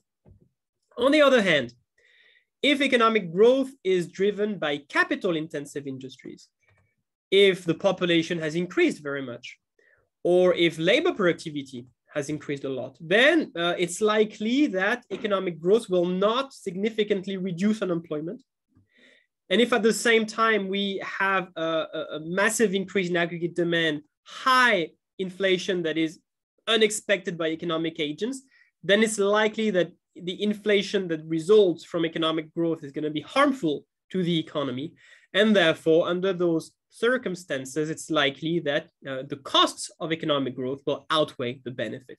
So you see that I can provide an answer to the essay question, but my answer will be affected, influenced by the evaluative comments that I have previously made.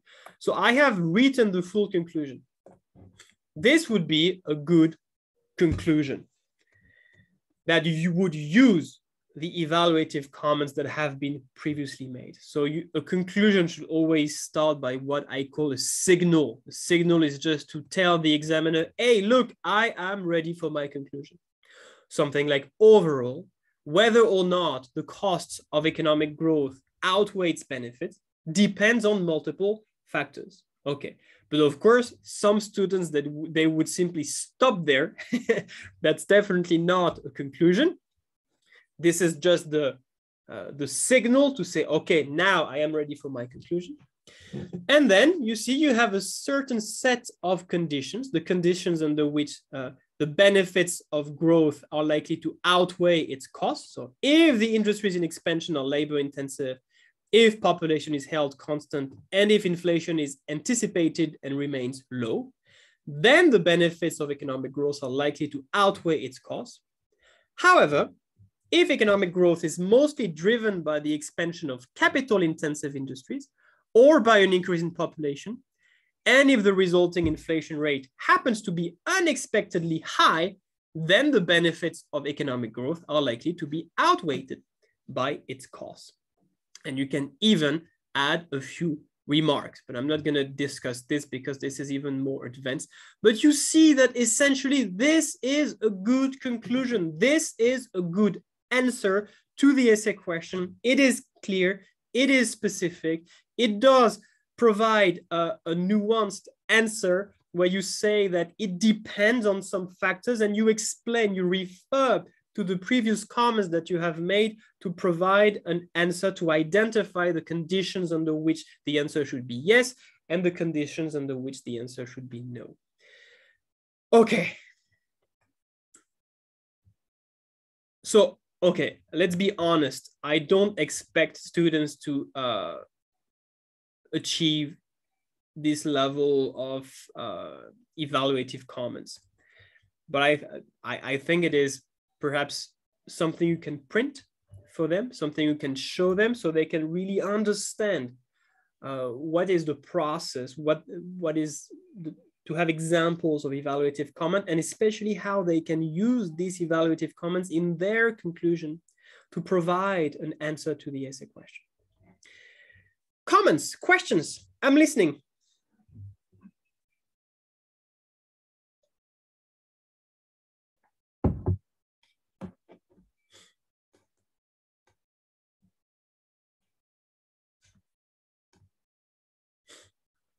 Would you like to add anything?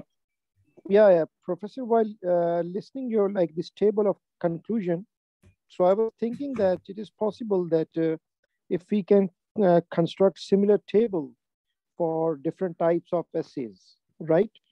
and they will be helpful while, you know, at later stages, if, when the students will be writing those essays, so they have these things in mind. Yeah, of course, you could build this type of table, but not really for different categories of essays. You could do it for one essay, of course. For one essay question, you could come up with this type of table, absolutely. But again, it should be emphasized that this is just one example of evaluative comments that you can make. All right, there are many different ways in which you can evaluate an argument, and therefore many different ways in which you can answer an essay question. The risk, if you give this type of table to your students, and if you, for different types of essay question, is that they might believe that, okay, this is what I have to do. No, that's just one possible example of how we can approach an essay question, how we can evaluate argument. And I just want to emphasize that you see that in my case, I have written 3 evaluative comments for each argument. Obviously, that is way too many. This was just to illustrate. If there is a one evaluative comment per argument, that is always amazing. Yeah.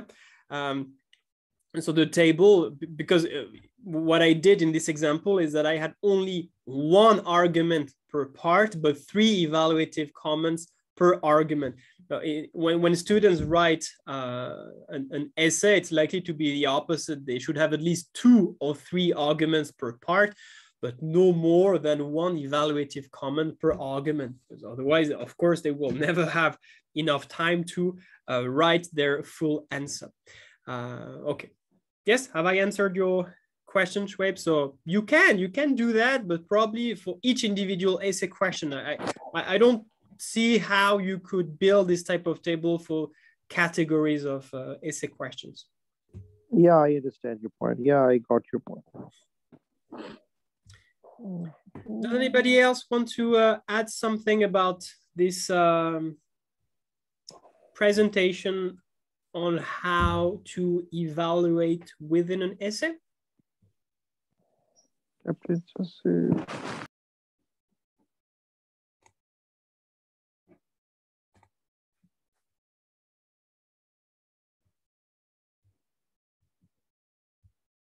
Is it okay? Does it make sense to you? Is it, do you find this useful? Would you say that this is something that makes things a bit more clear, that this gives you some something you can share with your students for them to better understand how to demonstrate their ability to evaluate? There is another document if you want to practice with them. There is another document, this one where, this one, where what I did is that same thing, I made up another essay question, discuss whether fiscal policy is more suitable than monetary policy to help an economy recover from a recession. Same thing, part 1, fiscal policy is more suitable. You have 1 argument, then you evaluate your argument. Like here I have 2 evaluative comments. Then part 2, monetary policy is more suitable. You write your argument, same thing. You write 2 evaluative comments, and then, using these evaluative comments, you should be able to write your conclusion. So you can do that, you can practice with your students. So essentially you have to do something that is very similar to, where is it? To this document, okay? But with a different essay question, so you can really focus on the evaluation part. No questions? Are we all good? Yeah, I'm good. I'm good.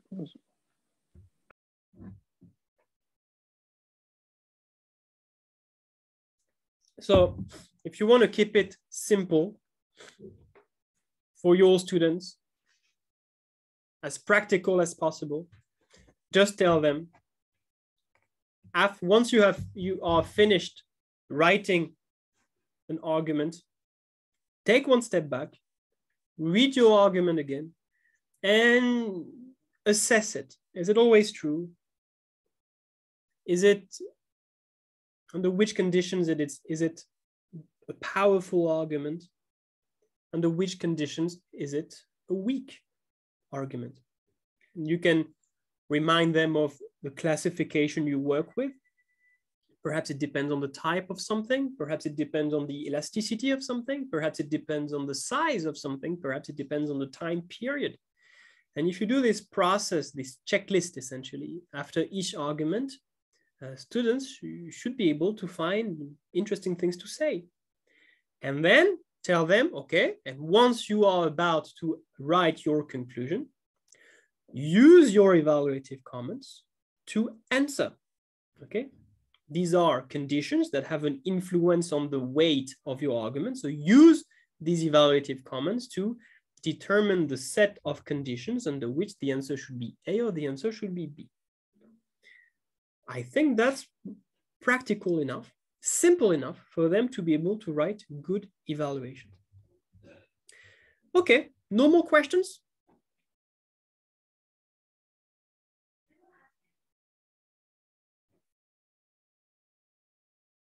All right.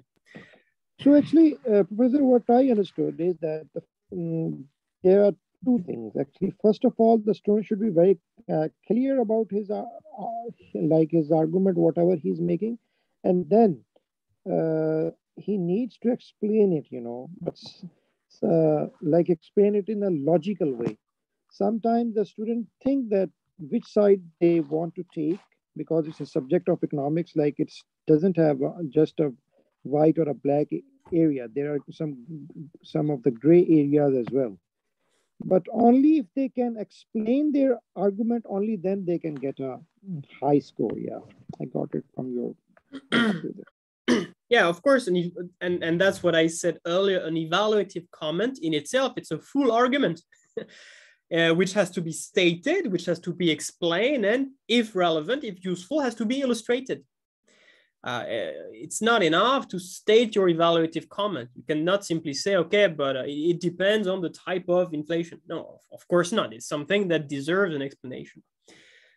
Yeah, and it's actually much better, in my opinion, to write fewer arguments, but that are well explained, well illustrated, than many arguments that are very superficial or that are not clearly demonstrating all required skills.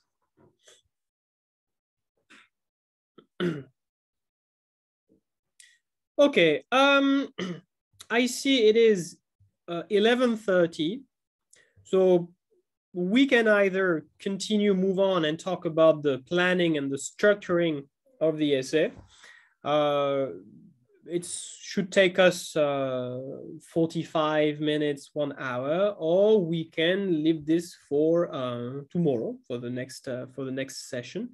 What do you guys think? Do you still have some energy to continue today? Or should we wait until tomorrow to talk about the planning part and the structure of the essay? What do you think?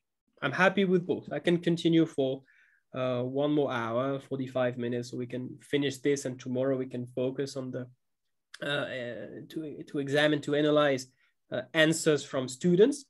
If you have some energy, we continue. If you feel like, because yeah, evaluation was a tough part. So if you've had enough for the day, we can also stop here and continue tomorrow.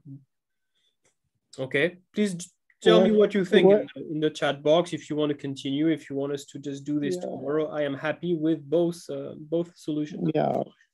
Well, eventually we'll choose what most of the people will say, but personally, I am with the first option because I wanted to like continue, because actually I'm learning a lot about it. It was so complex, but I think you have made things so simple by breaking their components and, you know, in the practical example. So I'm okay with the first option.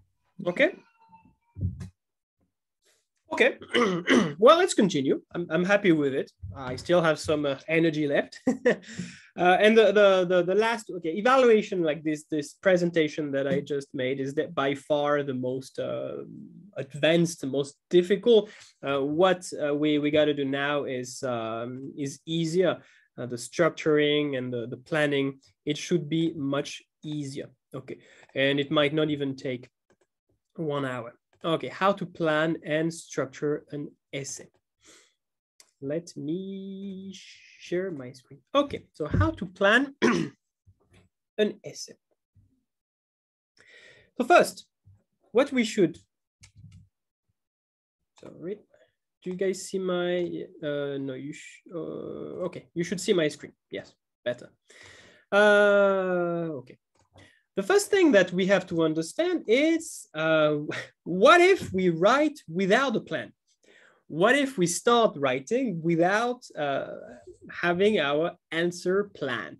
Well, first, key ideas, there are many risks. So let's just identify the risks of writing without a plan. And I don't know what percentage of your students actually plan before they write. But usually this percentage is quite low. They start writing with no plan, but it's risky because of course, key ideas may be overlooked. And sometimes what they do, they forget to talk about something and they remember later. So they write it later, but then the structure is not coherent anymore. Or they even add at the end of the essay after their conclusion. So it doesn't make any sense in terms of the structure. Irrelevant content may be included. Yes, if we don't plan, we might just write, we may lose track of what the question is. And therefore we might just drift away and include some content that is not relevant to the essay question anymore. Of course, that's a waste of time and that's not gonna allow the student to gain any marks. The train of thought, so the student's logic may be hard to follow because if there is no plan, the structure is likely to be difficult to follow, okay? On the other hand, if there is a plan, it's gonna be much easier to articulate one idea after the other, to connect them in a logical way and coherent way. The essay may lose focus. So that's the idea that it might eventually go off topic, okay? If we don't have a plan to keep us on track, we might go off topic. The essay may be unbalanced. I talked about that already yesterday, that we may have one part with many arguments and another part with nothing, or perhaps just one simple idea. So the planning part can also ensure that the two parts are going to be balanced. It may be harder to manage time, because if you don't know where you go when you write, you don't know how much more time you need to finish your essay. So that makes it difficult to manage your time, and it's likely that you will spend way too much time on your introduction, on your first part, and therefore your second part and your conclusion is likely to be rather weak, and therefore that's going to have very serious consequences, negative consequences on your final grade. And students may forget to demonstrate some skills, because during the planning stage, then students can wonder, okay, if I do that, if I structure, if I answer the question like this, will I have demonstrated all 4 assessment objectives? Okay, that's also one part of the planning part, to make sure that we will demonstrate all required skills. And of course, at the end of the day, students may simply not answer the question. When we plan, we can ensure that, yes, at the end of the day, once I have finished writing my answer, I will definitely provide an answer to the question. So these are all the risks of not planning. And that's why I am always very scared when I see students who start writing 20 seconds after I have given them the question paper. Okay, sometimes you have extremely bright students who have worked a lot and the essay question is very similar to what they have already done before.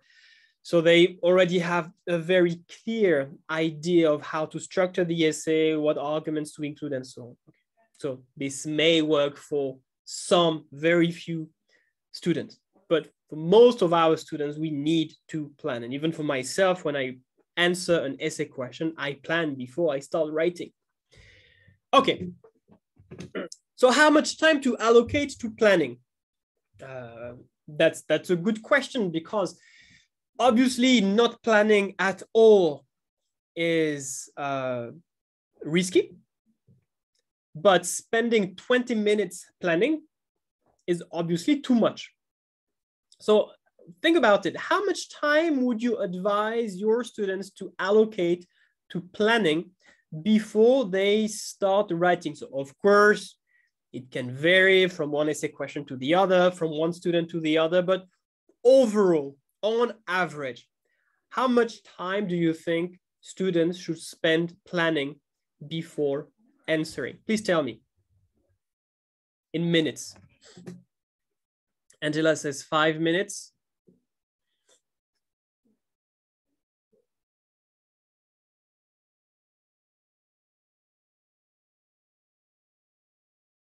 Would anyone else like to share 3 to 5? Depending on, yes, of course, it depends on whether we are dealing with a 12 or 25 mark essay question, of course. Yes, I agree with you. The 3 to 5 minutes, I think it's an appropriate planning time. More than 5.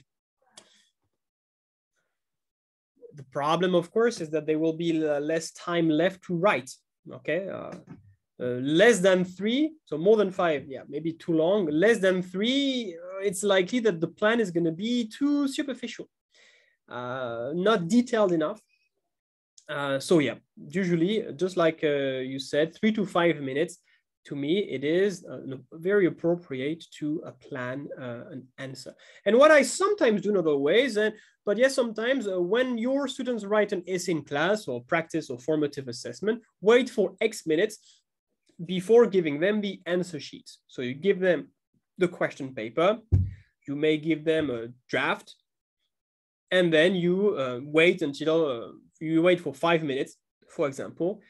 So they have nothing else to do than planning, choosing what essay question to answer and planning.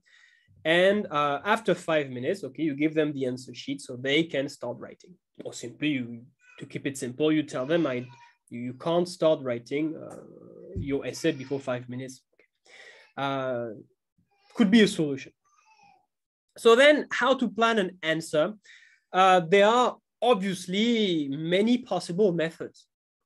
I made some research on, okay, what are the different strategies to plan, to structure an answer. And of course, there are many different methods. So same thing, if there is one method that works well for you, that works well for your students, well, you can use that method, of course. What I'm going to do right now is just to share the method that I use myself when writing, and the method that I advise my students to use. And of course, again, sometimes you have students who have their own planning method, and as long as it works well for them, okay, I'm happy with it. This is just one example that I give them. And when I write, I usually implement a 3-stage process. The stage 1 is the brainstorming part. Stage 2 is the structuring part, and stage 3 is the validating part. So I call that the BSV method. I don't know it exists. This is just my method. Okay, what I'm going to do now is just to explain what each stage is, essentially. So stage 1 is, okay, so it's eventually how it looks. First, there you have like the brainstorming part where you are going to try to think of everything that could be relevant to the essay question, all the content, the examples, the arguments, the evaluative comments, the diagrams, the definitions. You just make a long list of everything that comes through your mind and saying that, okay, maybe this is going to be something that I can include in my essay. So you collect all the data. That's the data mining part. You just get everything out of your brain, out of your memory on paper, but in a very disorganized way. You see, just like that. Then part 2 would be, and part 2 and part 3 actually, because you see that those 2 parts sorted and arranged, it's about the structuring. So then you are going to structure and to try to arrange all this information that you have identified, all this content that you initially, that is initially very disorganized, with no structure, no logic. You sort it by arguments, by parts, and then you arrange it, okay, in a way that is coherent. So this, what we have here, data sorted, arranged, it only illustrates the 2 first stages of the process, brainstorming and then structuring, okay? So brainstorming, what do I call brainstorming? Well, once we have chosen what essay question to write, basically we have to think, and that's usually a relatively quick process where you really try to get everything out of your brain on paper. So what key concepts should I include? What definitions should I give? What arguments should I make? What diagrams can I use? What examples can I use? What evaluative can I make? So you see that these questions are very closely connected to the assessment objectives. And that's one way to make sure that the content you include is going to demonstrate all skills. And this process, this brainstorming process, is something that should be relatively quick. Okay, you should not try to think about each concept or which argument or which diagram carefully. You just try to take everything out as quickly as possible. Then you will sort the information later. You will assess the relevance of the information later. But first, just get everything out of your brain. Okay, so keep calm and do not interrupt. The idea is just get everything out. Do not overthink the relevance of each concept. It is too early. And yeah, no filter needed. Just get everything out. So these are the questions that you could ask yourself, or your students could ask themselves, just to make sure that all assessment criteria are going to be demonstrated. And then you will have on your draft, you will have a list of diagrams, of examples, okay, but no structure yet. That's stage 1. Stage 2 is, of course, the longest part of this process, the structuring part. So now you have a lot of data, a lot of concepts, everything in a very disorganized way. So you need to organize it in a way that is coherent. And this structuring process is, this is the way I do it, is something that I do recursively.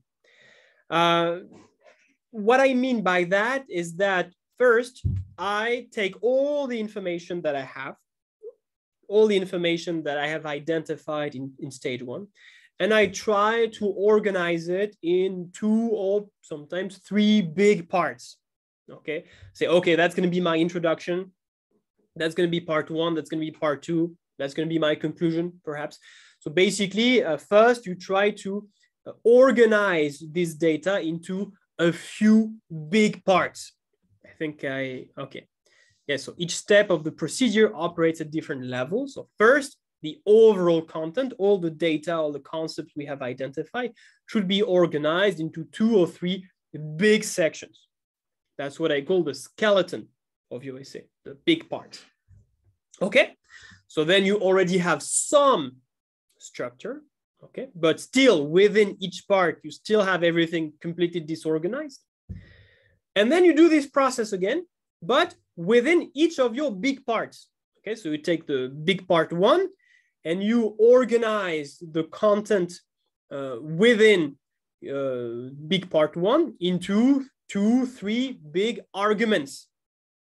Okay, so the content within each part should be organized into several paragraphs, okay, or arguments or paragraphs.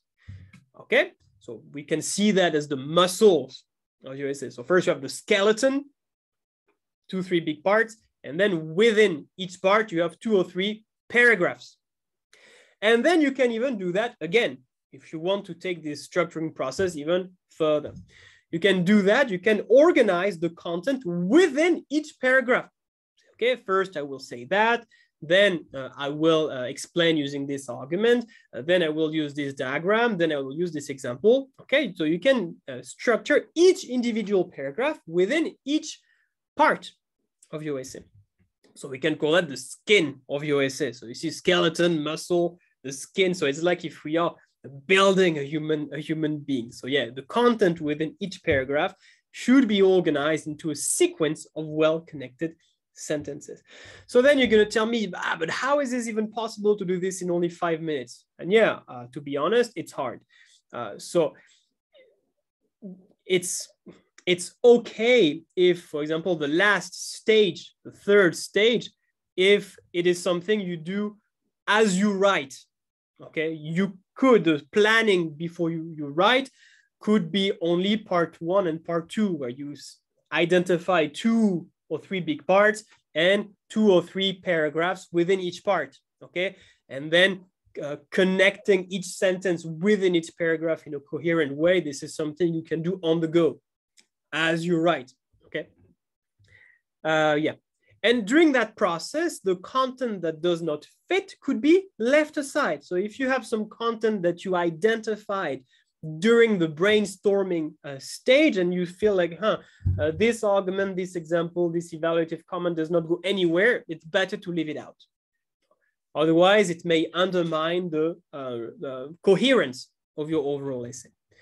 So that's what I'm talking about. Yeah. So you have the skeleton, the big parts. Then you have the muscles. So you identify a few paragraphs within each of your big parts. And then the skin, which is organizing the sentences within each paragraph in a clear and coherent way. So that's what I call structuring. I'll show you an example later. Okay. Of course, there is no such a thing as one best way to structure an essay. There are always, often, several acceptable ways to structure an essay. Okay, and besides the possible structures, they vary from one topic to the other. So because of that, and yes, and the structure of single part essay in essay questions in A2 is quite different from the structure of 2 parts essays. So because of that, it's very difficult to provide some essay templates to your students. So, you know, some templates that they could just fill. Let me try to show. I really tried to, where is it?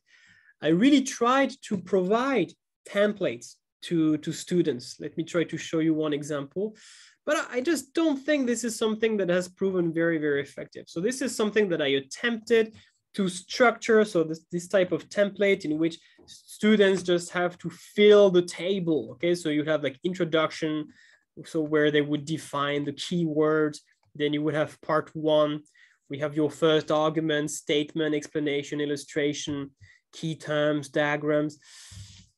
You can try to provide them to design this type of templates, to provide some scaffolding. So they would simply have the structuring would already be done, prepared in advance. But I find it extremely difficult to design this type of templates that would work for many essay questions. So if you really want to use a template, the feeling I have is that the template should be tailored to the essay question. And also a problem when using templates is that it may suggest that, oh, this is how you have to do it. And as I mentioned earlier, there are often several ways in which you can structure an essay.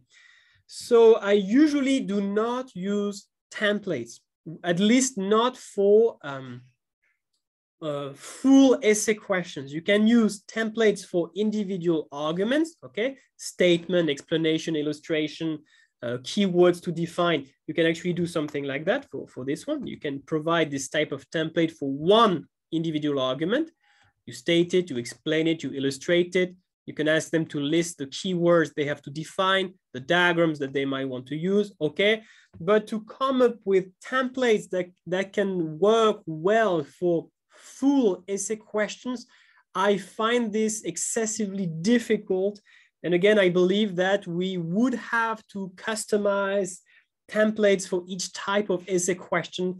So overall, I tried to design, to create this type of templates, but then I came to the conclusion that it's not such a good idea.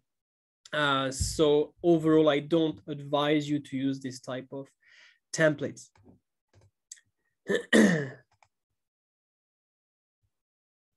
Yeah, as you said, Anton, you make this for specific question at start of year to make clear what is KU, analysis, application, and evaluation. Yes, this can be useful to demonstrate how to illustrate how skills can be demonstrated within an essay. But overall, again, I don't think it's a good idea to use this type of templates. I tried. Again, that's just my opinion, but for me, I don't think it works really well. Yeah, so students, and that's really what is extremely hard. Students should learn to tailor the structure of their essay to the question they must answer. But of course, they are, and you know it, for AS, for A2, they are typical essay questions. For AS, you will have an essay question about merit and demerit goods, about elasticities, about international trade, about fiscal and monetary policy.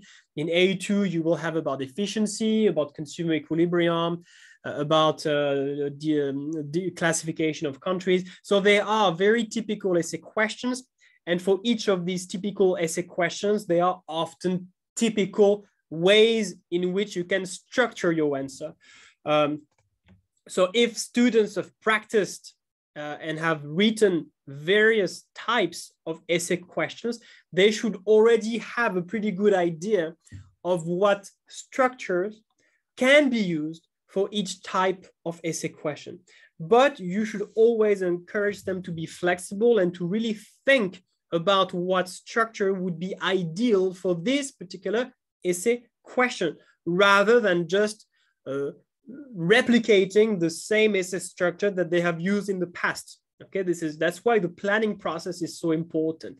The structure should serve the question and the answer that is provided to this essay question. And that's quite hard. It's hard to teach students how to be flexible. It's much better to tell them, do this and do that, but to teach them to just make the decisions on their own, depending on the situation that they face, it is quite hard, and it mostly requires a lot of practice. The more essay questions they will write, the easier it will be for them to make the best possible decision of what the structure should be. Okay, so yeah, they are often typical essay structures that work well for typical essay questions, yes. So yeah, in particular, when you have essay questions that use the same command words, they often have similar structure. An essay question that starts with explain often have this, all essay questions that start with explain often have, you can use the same structure, usually. Most essay questions that start with discuss, again, the structure that you can use is often the same. So it's important that students know the meaning of command words and know what structure can be used for each possible command word. So yeah, sorry, this sentence is not complete. So you might want, if you want to, but it's up to you, if you want to design some templates for each command word, could be a good idea. All right. Okay, so I think there is one last thing that I wanted to. Okay, let's just skip to the stage 3, the validation part. So we have brainstorm, we have collected all, we have written on paper everything that went through our mind when we read the essay question. We have organized it, we have structured the essay. Now it's time to validate it before we start writing. Usually this validation part is extremely quick, and it can take the form of questions to ask before we start writing. Is my structure coherent? Will my train of thought be easy to follow? Have I forgotten anything important? We can just try to go back to stage 1, just say, okay, is there, now when I think about it again, do I think that I have forgotten anything important? Have I included any off-topic content? Will my essay be balanced? Will I have enough time to write? This one is important. Am I going to demonstrate all important skills? Will my essay actually give a reasoned answer? So that's what I mean by validation. Once we have our plan, we just look at it and we ask ourselves this type of questions just to make sure that, yeah, okay, it's fine, it looks good, it's coherent, it's balanced, it's relevant, I will demonstrate all my skills, let's go. That's an important stage, okay? Usually rather, it's very quick, okay? All right. So that's the validating part of the essay planning stage. Okay, so you see BSV, brainstorming, structuring, validating. That's what I do when I write an essay question. So brainstorming, you get everything on paper, no filter, a very quick process. You include everything that comes through your mind. Structuring, you start by identifying 2 or 3 big parts. That's the skeleton of your essay. Stage or part 2, you within each of your big parts, you identify 2 or 3 big paragraphs, okay, the muscles of your essay. And then if you want to do it before, but you can also do that as you write, stage 3, you structure each paragraph, the skin of your essay. Okay, and then validating, you ask yourself a few questions just to make sure that your structure is sound, is coherent, and then you are ready to write. Okay, there is one last activity that I would like to do with you. It's actually a game. And for that, I would like you, I'm gonna send it to you on the chat box actually. There is a game that I play with the students. Okay, I'm gonna share it in the chat box. I'm gonna send you a document on the chat box. Please have a look at it. It should be there in a minute. Just give me a second.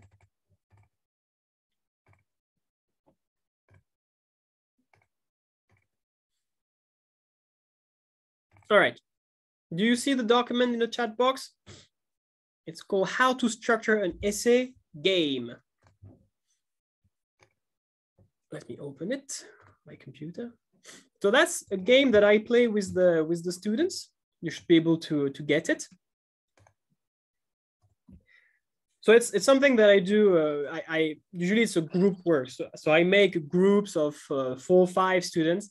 And what I did is I actually wrote a full answer to the essay question.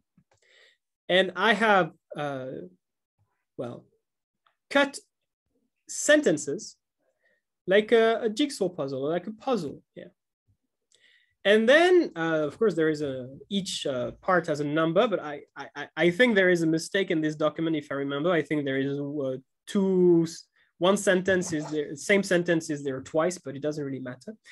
And the purpose is to reorganize, to find the best possible order, to organize those sentences in a way that is coherent.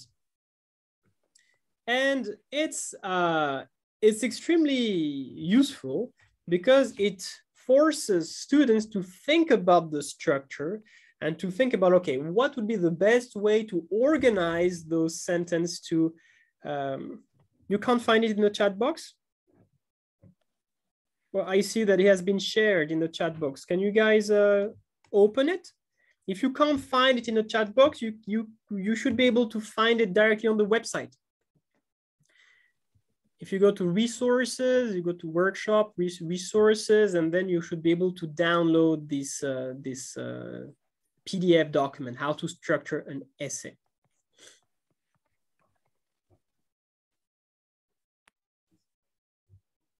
But it should be in the chat box. I can see it in the chat box. Okay. But okay, you see the idea, right? So there was a full essay question I wrote. It's divided by sentences, and students have to find the best possible order. And then this is the key. This is the key. So this is the full essay question. So it's just a part A. That is just part A. So you have the paper reference. So the question was explain the factors that can affect the value of the PES for a product. So this was an 8-mark AS essay question. Okay, that is my full answer to the essay question. And you see something that I've done. I have, I don't know if you see it. Something I have done is that I have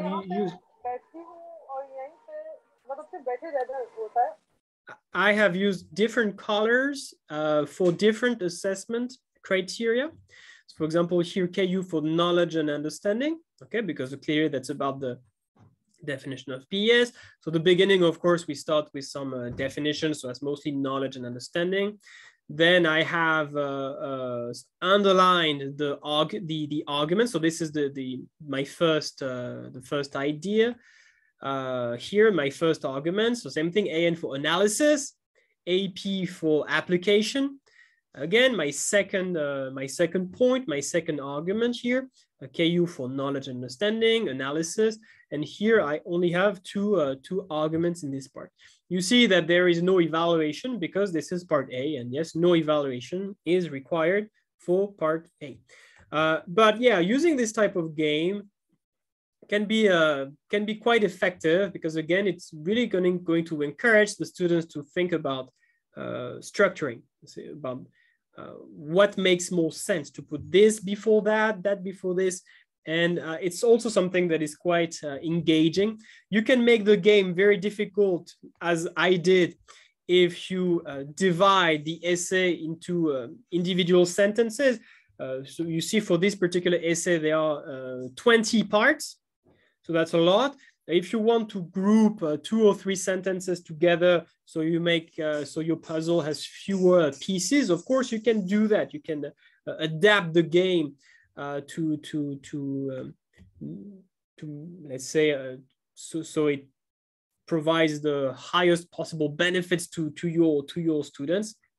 But overall, that's something that I like to do. Students like it.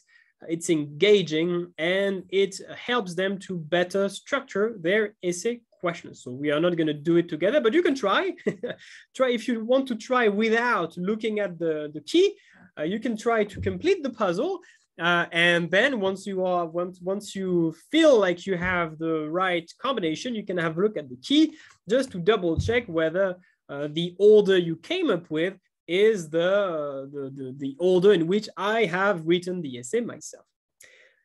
Okay, do you guys have any questions about the planning and the structuring of an essay question? Do you want to add anything? Would you like to ask any question about it?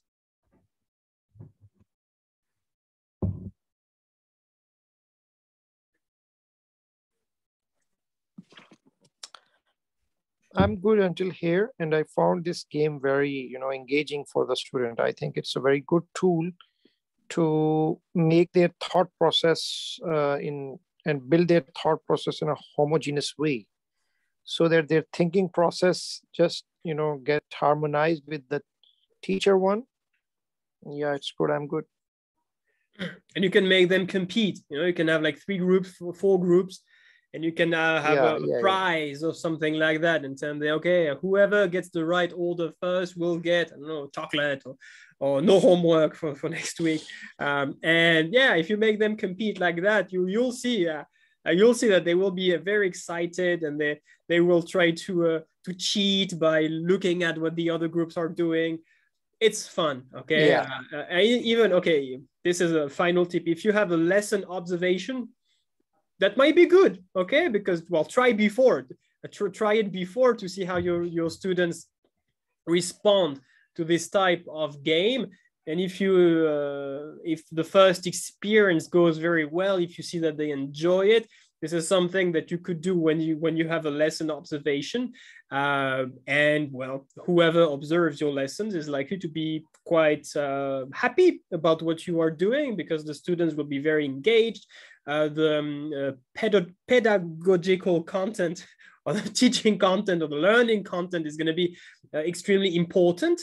It's a rather innovative way, I believe, to teach essay writing and to focus on essay writing. So if I had a lesson observation, this is probably something that I would like to do. Why not? No more questions or remarks? Feel free to share anything or any strategies that you use to help your students to plan their answers, to structure their answers. So yes, the planning part students should allow 3 to 5 minutes before they start writing. You can wait for 3 or 5 minutes before giving them the answer sheets. This planning process is something recursive. We start by brainstorming. On a piece of paper, we write everything that we have in mind. Then we try to organize it first by identifying 2 or 3 big parts, and then by structuring each individual part. And then once we have the structure, we validate, we ask ourselves a few questions just to double check whether the essay will be successful. And I must say, once we I must add here, sorry to cut you, Professor. I must add here that this is the best way of planning, and this is a structured planning. Most of the time I've seen students just to make the raw form of outlines, you know, and the pointers, but this is I think the structured planning is the real thing, and the student must be encouraged to adopt this style. So yeah, of course, as I said, the stage 3, to be honest, when I plan an essay, I don't do stage 3 before I start writing. Okay, I do it as I write. But stage 1 and stage 2, absolutely. I really don't think I would be able to write good essays if I started to write without having 2 or 3 big parts and knowing what are going to be the main paragraphs within each part. Okay, so this first 2 stages or 2 first iterations of the process are extremely important before students start writing, and it takes practice. Okay, and don't expect them to be able to plan their essay, their answers on their own. They need your support to be able to do it. So what I usually do with the students is that I demonstrate we just pick an essay question and I show them how I would plan my answer on the board. I just do identify the 2 main stages, so the brainstorming and then the structuring. Well, the validation part is you don't have to write anything. You can do that orally. But yeah, I show them, okay, this is how I do it. And then with these examples, they will be able to replicate it. Hopefully, if your guidance is sufficiently clear. Any other remarks, questions?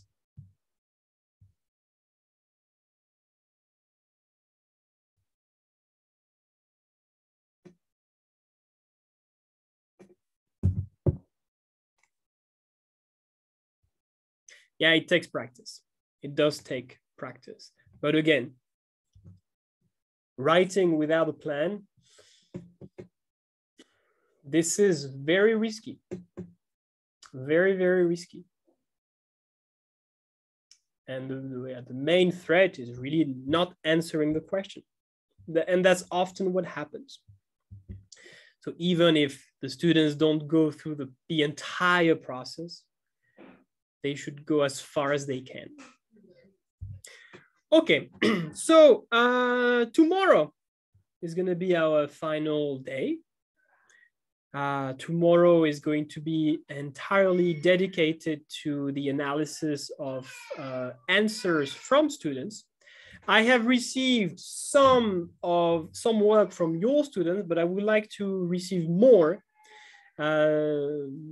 So again, if you have not yet sent me anything, and if you would like us to have a look at your students' work tomorrow, could be AS, could be A2, doesn't really matter. Could even be IGCSE if you have like a discuss question or 8-mark question, for example, doesn't matter because this is about writing.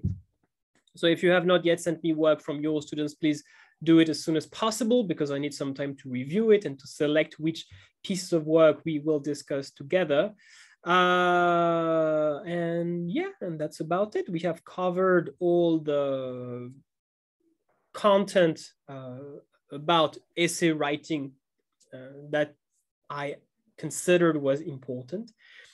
So then tomorrow we can simply work with examples and use all the knowledge that we have, all the content that we have discussed over those those first 4 days. I'm getting a bit tired, sorry. Angela, you raised your hand. Yes, I got some students work when I teach them online, but that is picture. So would that be convenient for you to read? It's fine. You can send it to me. I use a tablet, so I can use a stylus to highlight some things, even if it's a picture. Obviously, it's better if it's typed on the computer because it makes it easier to highlight some lines, to add comments. But even if you have pictures, it's fine. You can send it to me and we can work with this. Okay, I'll send you a WeChat message. Okay, thank you. All right, then I wish everyone enjoy your lunch. If you have not yet had the lunch, again, send me work from your students if you want to. And we will meet tomorrow, same place, same time for the last day, day 5 of our essay writing workshop. Thanks everyone, thanks for joining this live event and see you tomorrow. Bye-bye. See you tomorrow, everyone. Thank you very much, Professor. Have a nice meal.